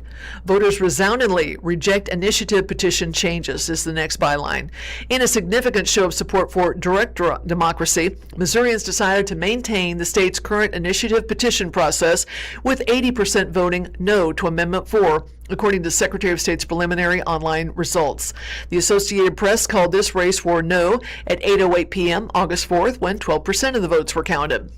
Amendment 4 asked whether voters wanted to change the way initiative petitions work to amend the Missouri Constitution. If approved, it would have required an initiative petition to be approved by a majority of voters in each conditional district in the state in order for it to pass, effectively allowing a small percentage of voters in a single district to defeat a measure with strong support in the rest of the state. The people have spoken. The people spoke loudly, clearly, and overwhelmingly. Amendments 4 and 5 have been soundly defeated and buried so deep in citizen rejection that they should never come back, said Scott Charlton, spokesman for Missouri Realtors Campaign Committees, Missourians for Fair Governance, no on 4, and Missourians for Fair Taxation, no on 5. Citizen-led, voter-approved constitutional taxpayer protections have been strongly defended and reaffirmed by the people of Missouri. And our fellow Missourians sent a powerful message to Jefferson City. The people are in charge, the majority rules, and every citizen's vote counts equally. And what follows is a picture of various yard signs voting yes or voting no on those amendments. Protect Majority Rule Mo, another group that advocated for a no vote, noted that while the vote is a success, it is not likely to be the last time limits are tested. Quote, tonight, voters rejected politicians' attempts to create a rigged system designed to silence Missourians while holding all the power to initiate and pass change only for politicians. A system that would deny Missourians a chance to end an abortion ban and protect reproductive freedom, expand medical coverage to low-income families, or place limits on power in Jefferson City, said Luz Henriquez, executive director at the ACLU of Missouri, a member of the Protect Majority Rule MO. Missourians must continue to remind politicians that power lies with the people and reject all attempts to curb it. The next byline, voters decide to keep state's income tax. By an even larger margin, voters on Tuesday rejected a plan pitched by Governor Mike Kehoe and some Republican legislators to phase out the state's income tax, with about 83% voting no, according to the Secretary of State's unofficial results. Amendment 5, if approved, would have given the Missouri General Assembly 5 years to come up with a plan using either increased sales and use taxes or expansion of those taxes to currently untaxed goods and services to replace the revenue the income tax currently provides to the state budget. With the wording of it, Amendment 5, it feels like a trap, said Springfield voter Katie Harrison. It feels like more of a trick to trick people into voting for something that they're not fully informed about, and that's scary. And what follows is a picture of a polling place where a couple of people are voting, filling out their ballots. Joe Lamy, spokesman for the Missouri Promises PAC, which supported Amendment 5, said in a statement the loss was disappointing, but our commitment to lowering taxes for Missouri families and strengthening our state's economy remains unchanged. Governor Kehoe deserves credit for thinking big, and will continue to work alongside him to reduce the tax burden on hardworking Missourians and advance policies that help our state grow and prosper. Missouri Budget Project, which was against Amendment 5, said the measure would have increased overall taxes for 80% of Missourians. Quote, eliminating the income tax rigs the system for the wealthy while hurting working people, family, and communities, said Amy Bluen, president and CEO of Missouri Budget Project, in a news release. We'll continue to work with educators, parents, seniors, and concerned Missourians across the state to build an economy that works for us all. Next byline, voters keep funding conservation, state parks with sales and use tax. Voters approved Amendment 1 with 82% of the vote, according to the Secretary of State's website August 5th. The New York Times called the race at about 9:18 p.m. Amendment 1 asked voters whether the state should renew their sales tax and use tax the 1/10 cent sales tax and use for soil and water conservation, state parks, and historic sites for another 10 years. This tax dates back to the 1980s and generates approximately $140 million annually.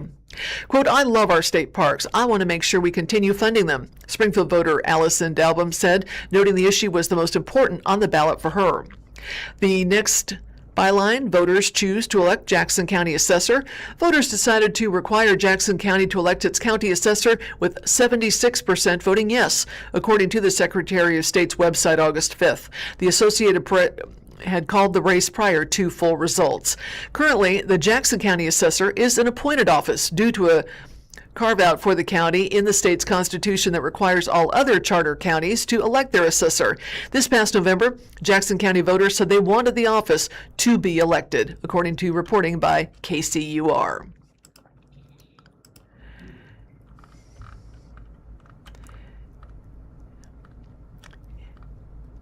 And in other news,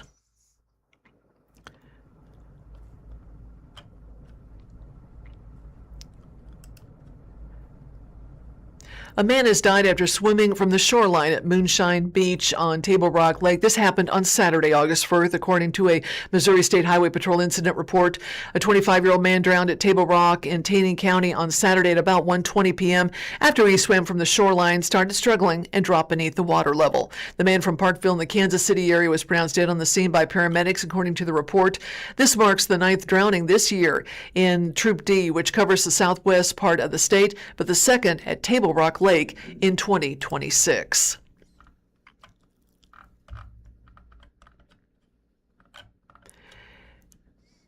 And in other news, Shelter Pets will be benefiting from the upcoming Wag and Walk fundraiser. Animal lovers can help support Shelter Pets by participating in the Humane Society of Southwest Missouri's second annual Wag and Walk fundraiser.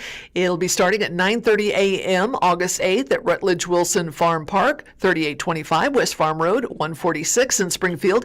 The event invites community members to walk with their dogs or without a dog while raising money for animals awaiting care and adoption, according to a community announcement. Participants may choose a route of up to 3 miles and complete the walk at their own pace.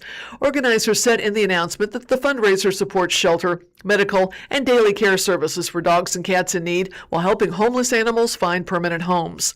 Participants will be receiving a WAG bag. This includes treats for people and pets, a commemorative bracelet, a sticker, sponsor giveaways, and a raffle entry. Registration costs are $20 for individual walkers ages 13 and older, $10 for children ages 6 through 12, free for children 5 and under. And dogs may participate at no cost. Group registration options include a group of 2 for $35, a group of 3 for $50, group of 4 $60, and family pack of up to 5 people, $75. The next byline, activities planned after the walk. In addition to the walking event, attendees can participate in raffle drawings, visit sponsor booths, shop Humane Society merchandise, and meet adoptable animals, according to the announcement. Some other planned amenities include water stations for people and pets, a bake sale, and access to the park's scenic surroundings. Rutledge Wilson Farm Park spans 207 acres, features farm animals, gardens, a fishing pond, a farm-themed playground, and a 1-mile paved trail along Wilson's Creek Greenway, according to the announcement. The next byline, health requirements for participating dogs. The Humane Society has said in the announcement that all dogs attending must be current on vaccinations. Owners will be required to sign a waiver confirming that their pets are healthy, free of contagious diseases, and up to date on vaccinations, including rabies and DHPP. Dogs showing signs of illness should not attend, according to the announcement. And there are several sponsorship opportunities still available. Businesses and organizations can sponsor the event through several contribution levels. According to the announcement, sponsorship proceeds help fund vaccinations, food, shelter services, and medical treatment for animals in the Humane Society's care. If you'd like more information, want to buy tickets, want to sponsor the event, just head to website e.givesmart.com/events/OL6. Sounds like a fun day.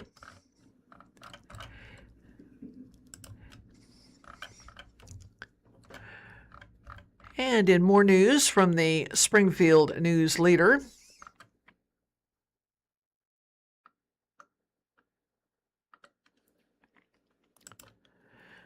Springfield marijuana dispensary workers ratify a union contract.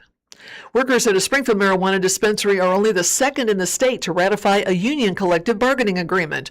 Workers at Key Cannabis Dispensary, 751 South Glenstone Avenue, will soon see significant wage increases, bonuses, and additional time off as their first union contract was ratified Thursday, July 30th. Key Cannabis workers voted to unionize 3 years ago and are represented by United Food and Commercial Workers, UFCW Local 2. According to a UFCW news release, negotiations for the first contract have been ongoing since then, and Key Cannabis was bought by Elevate Cannabis 2 years ago. And what follows is a picture of the store at 751 South Glenstone here in Springfield. The contract including wage increases and bonuses with an additional wage increase upon the first anniversary of the contract. In addition to new bonus and incentive programs for workers, the contract also includes additional paid time off, sick time, and paid bereavement leave. Quote, "I'm so proud of our resilience, and I hope our win shows cannabis workers across Missouri that when we stand together, there's nothing we can't do," said Sally Powell, a retail associate at Key Cannabis, in the release. "With our union, we have the comfort and security of not being at-will employees, and with this contract, we've made our voices heard and negotiated the benefits we need to thrive on the job." Through negotiations, the union said it was also able to ensure more stable scheduling, set clear disciplinary guidelines, and secure stronger non-discrimination, anti-harassment, and inclusion protections. "We've been hearing from a lot of cannabis workers who love their jobs but don't love the lack of security, low wages, and weak benefits that are all too prevalent in this industry," said Megan Carvalho, UFCW's National Cannabis Campaign Coordinator, in a statement to the News Leader, cannabis workers are seeing how their counterparts at union shops are securing things like higher wages, bonuses, and additional time off, like the staff at Key Cannabis Dispensary in Springfield just won, and they're feeling empowered to do the same. Workers at the Springfield Dispensary were only the second in the state to ratify a union contract, following closely behind those at a Columbia dispensary. According to reporting by the Missouri Independent, since Missouri legalized recreational marijuana in 2023, there's been a boom in cannabis jobs and with it, a push for unionization efforts in the sector. Key Cannabis appears to be the only unionized dispensary in Springfield.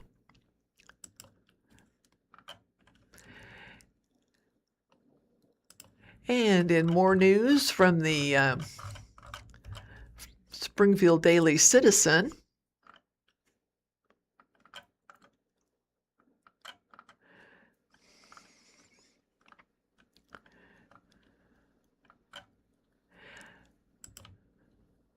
Missouri's 7th Congressional Burleson handily secures a GOP nomination. This is a shot at his third term. Eric Burleson will face Democrat Missy Hesketh and Libertarian Kevin Craig in the upcoming November general election, and we see a picture of the congressman. U.S. Rep. Eric Burleson will once again advance to the November ballot after securing the GOP nomination for Missouri's 7th Congressional District in the Tuesday, August 4th primary election. The Associated Press declared Burleson the winner of a three-way GOP primary at 8:48 p.m. Tuesday evening. Burleson was challenged by Grayson Hunt and John Casey. In the November general election, Burleson will be facing the same Democrat and Libertarians he faced in 2024, Missy Hesketh and Kevin Craig, respectively. Both Hesketh and Craig ran unopposed in their party's primaries. First elected in 2022, Burleson is seeking a third term representing Southwest Missouri in the U.S. House of Representatives. The Republican-leaning 7th Congressional District encompasses Berry, Christian, Greene, Lawrence, McDonald, Newton, Jasper, Stone, and Taney counties, and the southern half of Webster County. Burleson, 49, previously served in both chambers of the Missouri General Assembly, representing House District 133 and Senate District 20. In addition to his political career, Burleson has 20 years of experience as an investment advisor and software consultant. A 1995 graduate of Parkview High School, Burleson boasts a bachelor's degree in philosophy and a Master of Business Administration from Missouri State University. In Congress, Burleson serves as chairman of the Subcommittee on Economic Growth, Energy Policy, and Regulatory Affairs, which is part of the House Committee on Oversight and Government Reform. A staunch conservative, Burleson has gained fame for his efforts to declassify records regarding unidentified anomalous phenomena, commonly referred to as unidentified flying objects or UFOs. In recent months, he's pushed a bill referred to as the, quote, Great American Health Plan Act, which would significantly rework America's healthcare system, in part by expanding health savings accounts. Unlike Burleson's general election opponents, Hunt and Casey are both new to politics, with Tuesday's primary election marking their first bid for elected office. Hesketh was the Democratic nominee in 2024 and previously served as mayor of Forsyth. Craig is a perennial candidate. The general election will be taking place on Tuesday, November 3rd.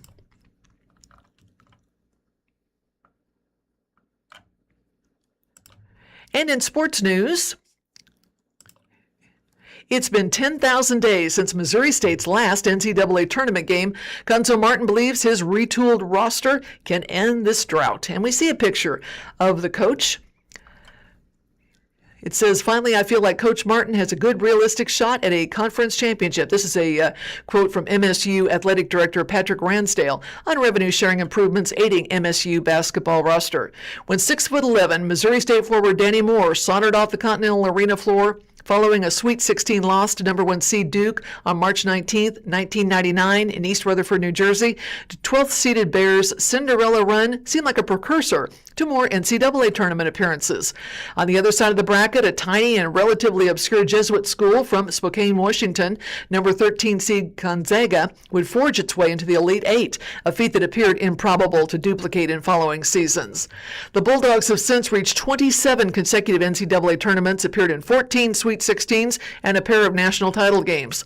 Perhaps as unexpected as Gonzaga's ascendance, at least to a maroon-clad fan base in Springfield, Missouri, is MSU's failure to return to March Madness since its historic 99 run. Tuesday, August 4th, 2026, marked the 10,000th day since the Bears' previous NCAA tournament game. MSU, known as Southwest Missouri State until 2005, has since experienced a brand overhaul. 6 head coaches, the opening of an 11,000-seat basketball arena, a shift in conference affiliation, Missouri Valley to Conference USA, and a litany of NCAA rule changes. Missouri State, which has often fielded a competitive mid-major product despite the lengthy March Madness drought, has since registered 7 20-win seasons and on multiple occasions come tantalizingly close to seeing its name appear on Selection Sunday. Then coach Barry Hinson's 2006 Bears were widely believed to have been snubbed from the NCAA tournament despite having a lofty RPI 21. Conzo Martin was able to lead the Bears to a 2011 MVC regular season crown, but an at-large berth wouldn't transpire following a conference tournament championship loss to Indiana State. And what follows is we see a ball game including player Danny Moore, who was a skilled big man for the MSU Bears. Actually, he led the 1999 Bears, and who was, as we've been mentioning, the last Missouri team to reach the NCAA tournament. In his second Missouri State act, Martin, who leveraged the winning campaigns from his first MSU stint from 2008 to 2011, you might remember, to head coaching jobs at Tennessee, Cal, and Mizzou, is navigating much different waters.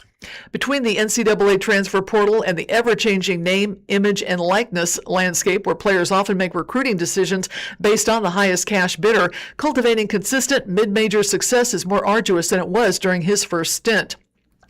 See the Bears 9-23, 2-18 MVC mark in Martin's returning 2024-25 season, MSU's failure to the MVC. Improvement was visible in year 1 of Conference USA this past season with the new look roster, but MSU was sub 500 again, though it narrowly fell in the CUSA tournament semifinals to Louisiana Tech, a game after the Bears shocked top-seeded Liberty.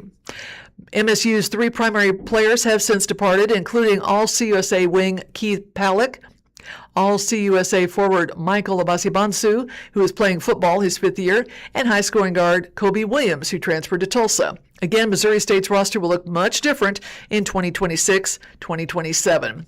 Money for players, where Martin said MSU has lagged behind most of its conference peers the past 2 seasons, has played an undeniable role in the talent MSU has been able to attract.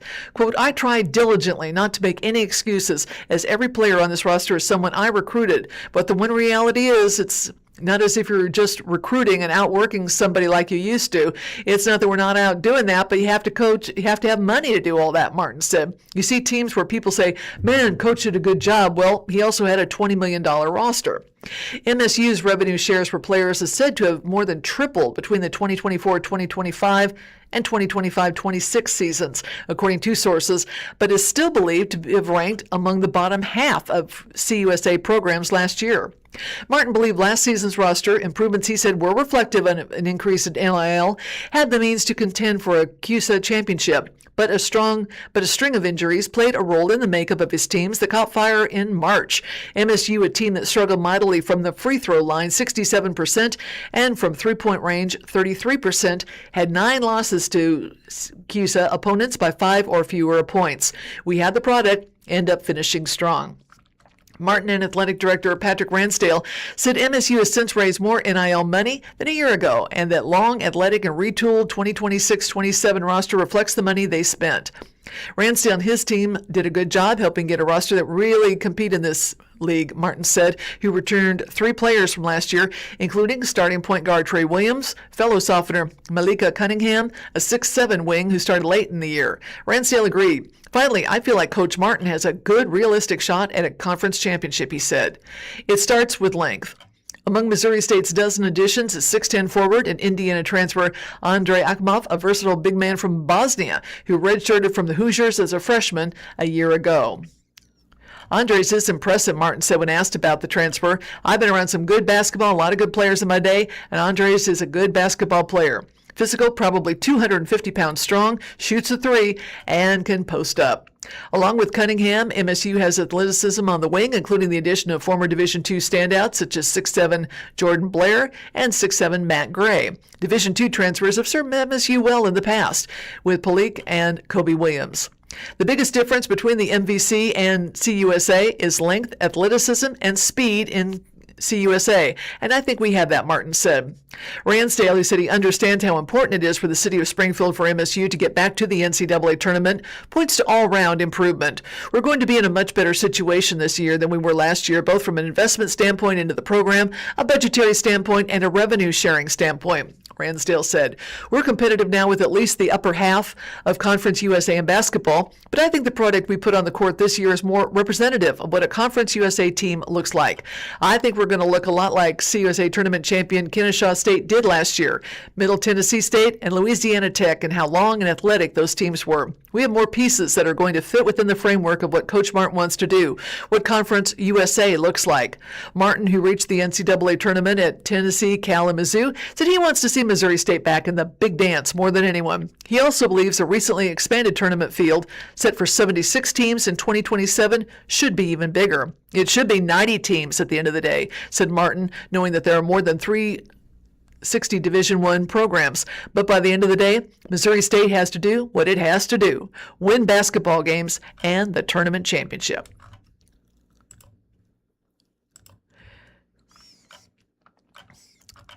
And in Springfield news, this one is definitely worth a repeat. MoDOT is asking drivers to watch for roadside mowing crews. Motorists traveling on Missouri highways and rural roads are please being urged to watch for mowing operations as roadside vegetation continues to grow following a wet spring and warm temperatures. The Missouri Department of Transportation reminds drivers, slow down, stay alert around mowing crews, according to a community announcement. The agency said in the announcement that mowing work is focused on maintaining visibility and improving safety along state-maintained roadways.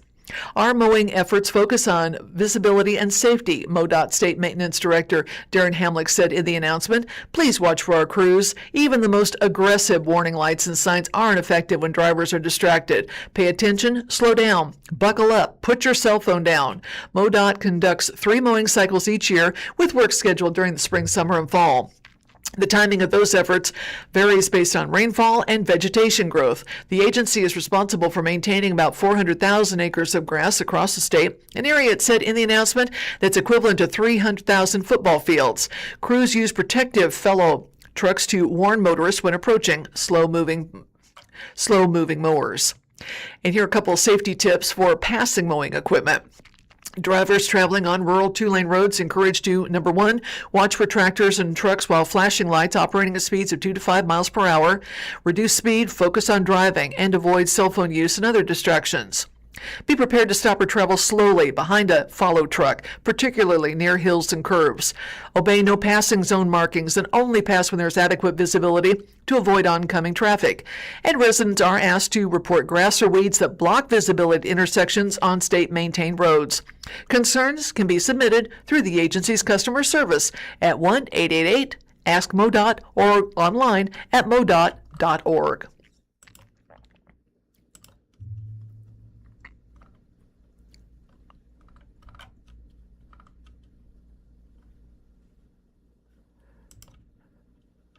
And it's right around the corner. You don't have to be a student to enjoy Missouri Back to School Holiday. Missouri's annual Back to School Holiday is running from August 7th through the 9th. And of course, just days after voting on the future of sales tax in the state, Missourians will get a temporary reprieve from some of those taxes. Beginning on this Friday, and extending through Sunday, August 9th, certain items will be free from local or state sales tax through Missouri. While the tax holiday is billed as back to school event, in quotes, there's no obligation for the tax-free products you purchase to be destined for the classroom. However, the holiday is limited to certain items, such as school supplies, clothing, computers, within certain price limits. The items also must be meant for personal rather than business use. And what follows is a very colorful picture of various school supplies. This actually was taken at Ingalls Elementary School. Got a lot of pencils and folders, etc. pictured there. The 3-day annual tax holiday will be starting on the first Friday of the month. Again, that's this Friday the 8th. That makes it the latest it can be this year, but still allows about 2 weeks before kids will be heading back to class the week of August 24th. For now, here's what you need to know to make the most of the tax-free shopping this year.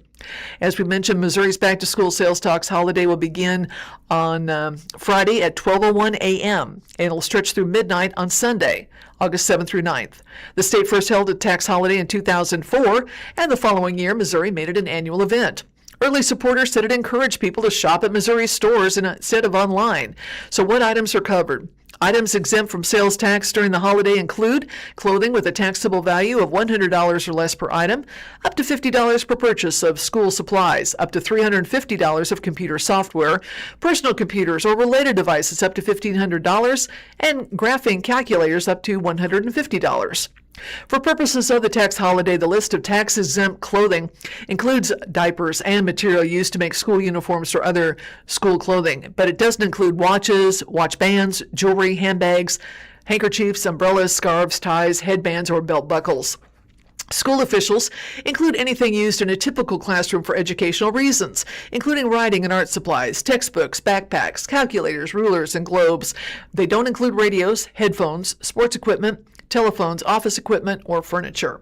A more complete list of eligible and ineligible items, just head to the Missouri Department of Revenue website. The tax holiday applies to items bought over the internet and items that are ordered during the holiday but not delivered until later, as long as the purchase is complete before the holiday ends. Purchases need to be for personal use. The state considers it a personal use when teachers use their own money to purchase school supplies for their classrooms, but not if someone buys items to use in their business. Next byline, where does the Missouri tax-free weekend apply? It applies throughout Missouri, whether you're a resident or you're visiting from out of state. Local jurisdictions can no longer opt out of offering a holiday from local taxes as well. The amount you'll save compared to a normal weekend depends, of course, exactly on where you're shopping, as various cities, counties, and districts have different tax rates. In some parts of the Kansas City area, the total sales tax rate can reach more than 11%. And in part of St. Louis County, it exceeds 12%. The state sales tax rate is 4.225%. That means that if you spend close to the $1,500 limit on computers, for example, you could save more than $60 in state sales tax alone. The amount could be higher if you buy clothing, school supplies, or software, or if you make multiple purchases throughout the weekend, or if you factor in local tax savings. Excuse me. Are there other Missouri sales tax holidays you should know about? Well, take a note. There is a week-long Show Me Green sales tax holiday for new Energy Star appliances in April.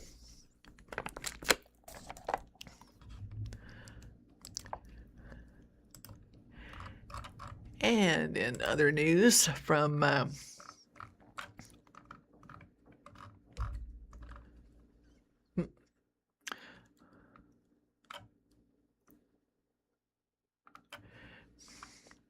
And also from the Springfield Daily Citizen, a major upset. Lori Rook defeated State Senator Curtis Trent in Senate District's 20 GOP primary. And we see a picture of a very smiling Missouri State Senate District candidate, Lori Rook. Well, she was out door knocking just before the election, but she has a T-shirt, of course, with Lori Rook for State Senate. In a major upset that could pose consequences for Senate leadership, Lori Rook on Tuesday, August 4th, defeated State Senator Curtis Trent for the Republican nomination in Missouri's 20th Senate District. The Associated Press declared Rook victorious at 10:46 p.m. Tuesday evening with 99% of the vote in. And we see next a graph with 99% of the votes counted. Lori Rook declared the winner with 53% of the vote, meaning just over 16,528 votes. Curtis Trent, 47%, 14,639 votes. In an interview with the Daily Citizen, Rook said her primary victory affirms that voters supported her message around, quote, fighting for the people instead of the corporate interests and lobby groups. Voters understand the problems in Jefferson City and they're ready for some change. They're ready to have someone fight for them, be present in their district, Rook said. And you know, at the end of the day, this isn't about me making friends or going along to get along. I think I'm probably going to be a big problem for some of those people up there. Trent did not immediately respond to a request for comment.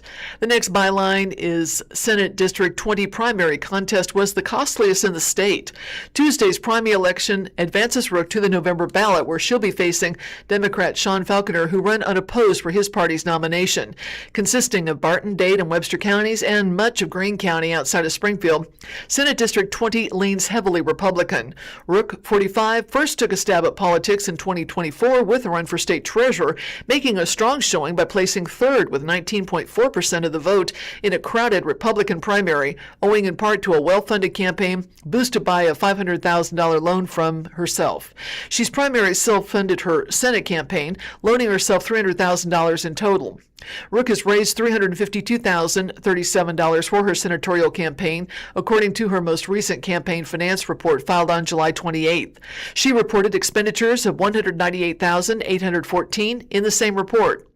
Firebrand PAC, a political action committee aligned with Rook, has raised $205,500 and spent $119,490 in the election as of July 28th. And next we see a picture of Missouri State Senator Curtis Trent out campaigning. He's wearing a blue shirt with his name and of course, campaigning for state senate.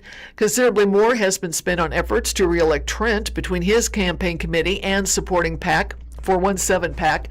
Trent's campaign committee has raised $118,057 and spent $365,493 on his re-election campaign, per his latest campaign finance report. Meanwhile, 417 PAC has raised $483,385 and spent $857,414.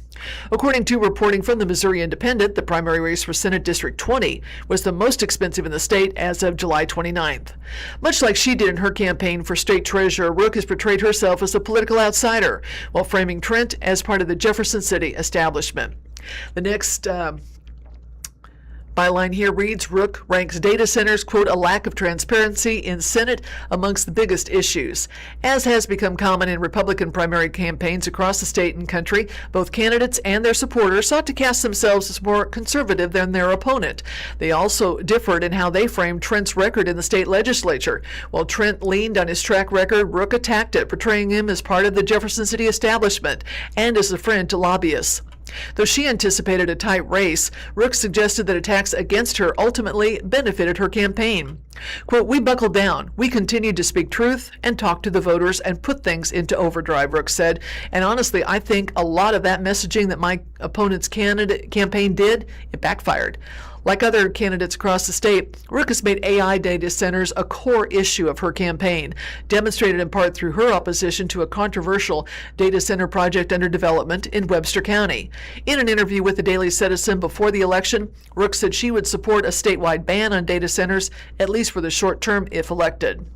And what follows is a picture of different Greene County residents voting during the primary yesterday while poll workers were giving out ballots. The moratorium that I'm calling for, and that I think most folks are calling for, is a, quote, stop, let's figure this out. What is this going to look like? Let's create some guardrails that are going to actually protect these citizens, Rook said. Rook also considered what she perceives as a, quote, complete lack of transparency in the Senate. Amongst the biggest issues, particularly with regard to a lack of a live video feed of the chamber's proceedings. A Springfield native and graduate of Nixa High School, Rook studied criminal justice at Missouri State University before earning her law degree from Oklahoma City University. She's the sole owner and managing partner of Ozarks Elder Law, an elder law firm with 10 offices throughout southwest Missouri. The next byline, primary election narrows contenders for Senate leadership. Rook's victory carries significant implications for Senate leadership, as Trent, who currently serves as assistant majority floor leader, had intended to run for majority floor leader in 2027. State Senator Nick Schroer, a St. Charles County Republican, has also indicated plans to run for the leadership post, the second most powerful in the Senate. Trent, 43, was first elected to the state legislature in 2016, representing House District 133. After 3 two-year terms in the lower chamber, Trent made the jump to the Senate in 2022, defeating Brian Gellner in the Republican primary and running unopposed in the general election. An attorney by trade, Trent previously worked as a congressional aide for former U.S. Representative Billy Long.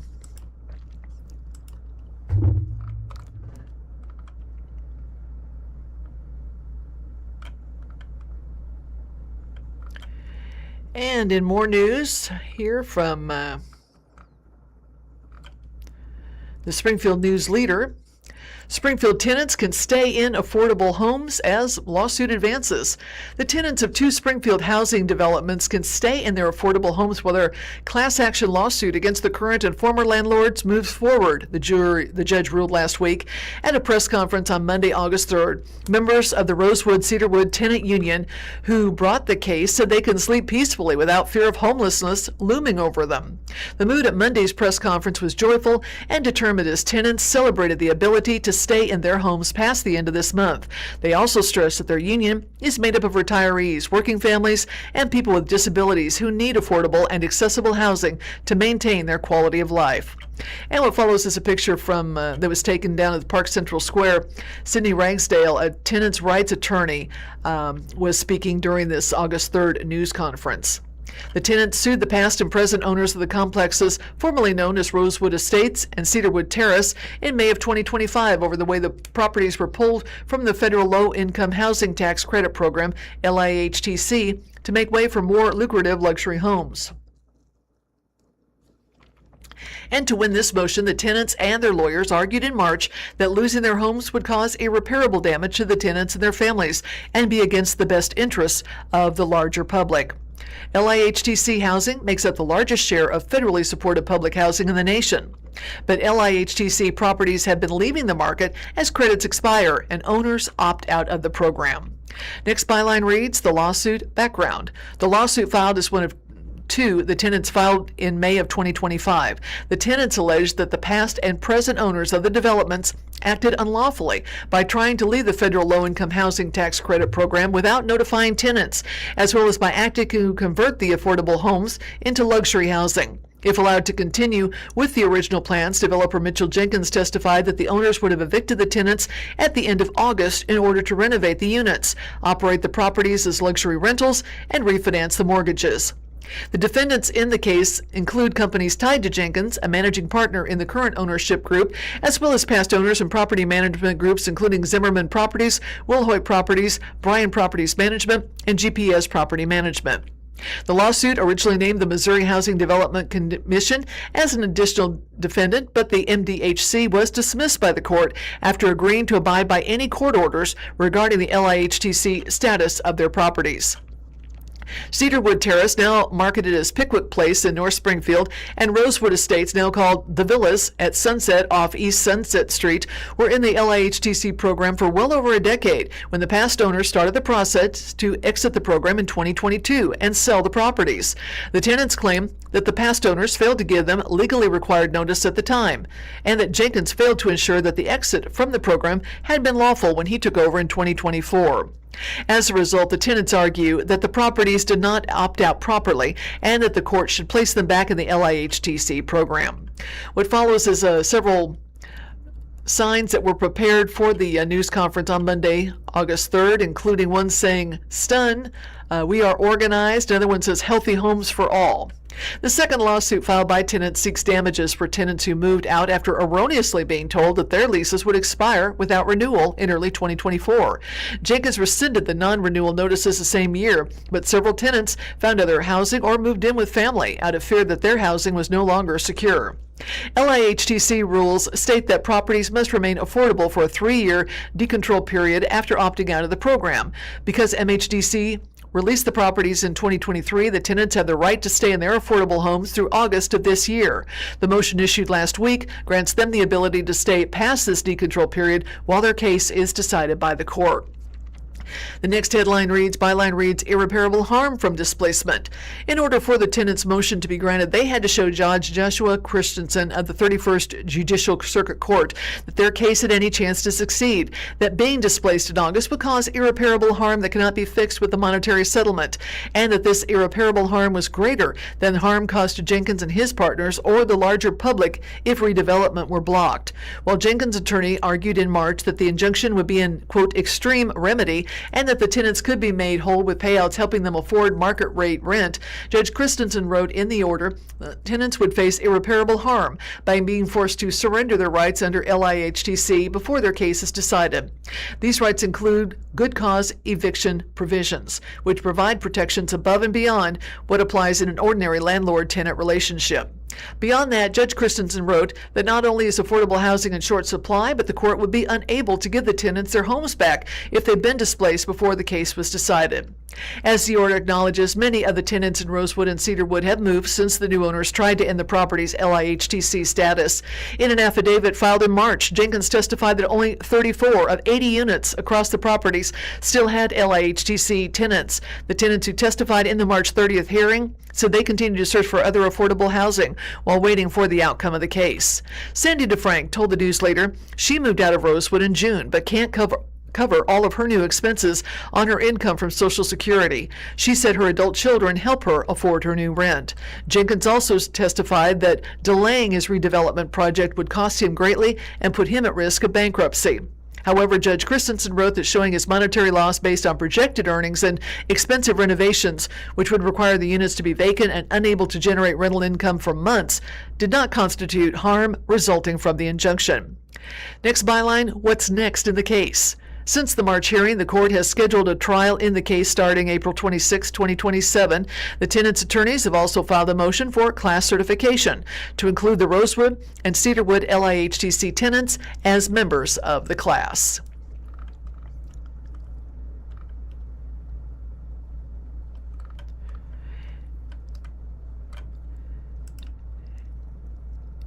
And Springfield Ballet is celebrating 50 years, 2 classic productions. They will mark their 50th anniversary with productions of The Nutcracker and Sleeping Beauty, giving Ozark audiences opportunity to see more than a dozen performances between December and May. The organization has announced their 2026 season, which will be opening with the 41st annual production of The Nutcracker. It will be performed 8 times at the historic Landers Theater from December 17th through 21st. The holiday ballet following Clara through a dream world featuring toy soldiers, mice, flowers, and the Sugar Plum Fairy. Springfield Ballet said in the announcement that the performances have historically sold out. Patron tickets and season tickets are available now. Single show tickets for the Nutcracker, by the way, will be going on sale October 5th. The season concludes in May with 4 performances of Sleeping Beauty, an original adaptation created for the historic Landers Theater and Springfield audiences. Each production involving more than 100 dancers and offers opportunities for children to perform alongside professional guest artists. Being a part of the Springfield Ballet production gives dancers the opportunity to learn all about the behind-the-scenes work of what brings a show to life.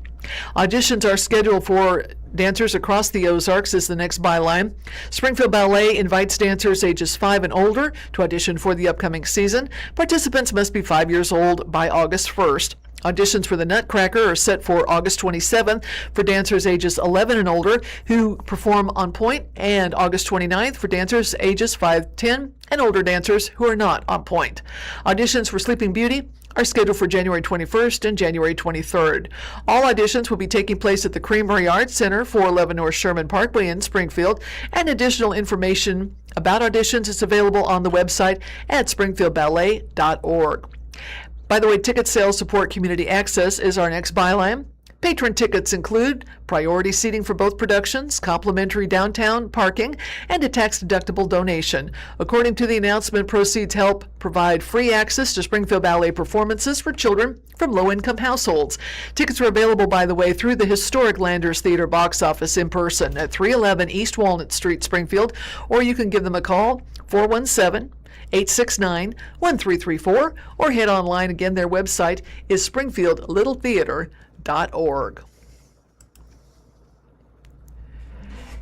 And in other news, real quick here, as we are winding up our broadcast for today, Rescue One is nearing $3 million in capital campaign, and officials are hoping to break ground for their headquarters before year's end. They have plans to relocate to Republic as it near groundbreaking for a near future multi-million-dollar headquarters. The organization, which unites foster dogs and cats with permanent owners and provides medical services, has launched the public phase of a cattle campaign in July that it quietly started in July 24. Congratulations to them. And we would like to thank you so much for listening today to our broadcast here on the Blind Community Thrift Stores radio reading service. Don't forget to tune in weekdays, Monday through Friday, at the Blind Community Thrift Stores YouTube channel beginning at 10 a.m. for more up-to-date news from the Springfield News Leader, Springfield Daily Citizen, Springfield Business Journal, and 417 Magazine. And listen after we're live on the Audio Reader Network. www.reader.ku.edu. All broadcasts are played over KSMU subcarrier airwaves at 67 kilohertz on 91.1 from 3 to 5 p.m. Monday through Friday. You can contact Audio Reader Network for more information on how you can receive a pre-programmed radio, and hope you be sure to visit our thrift store soon.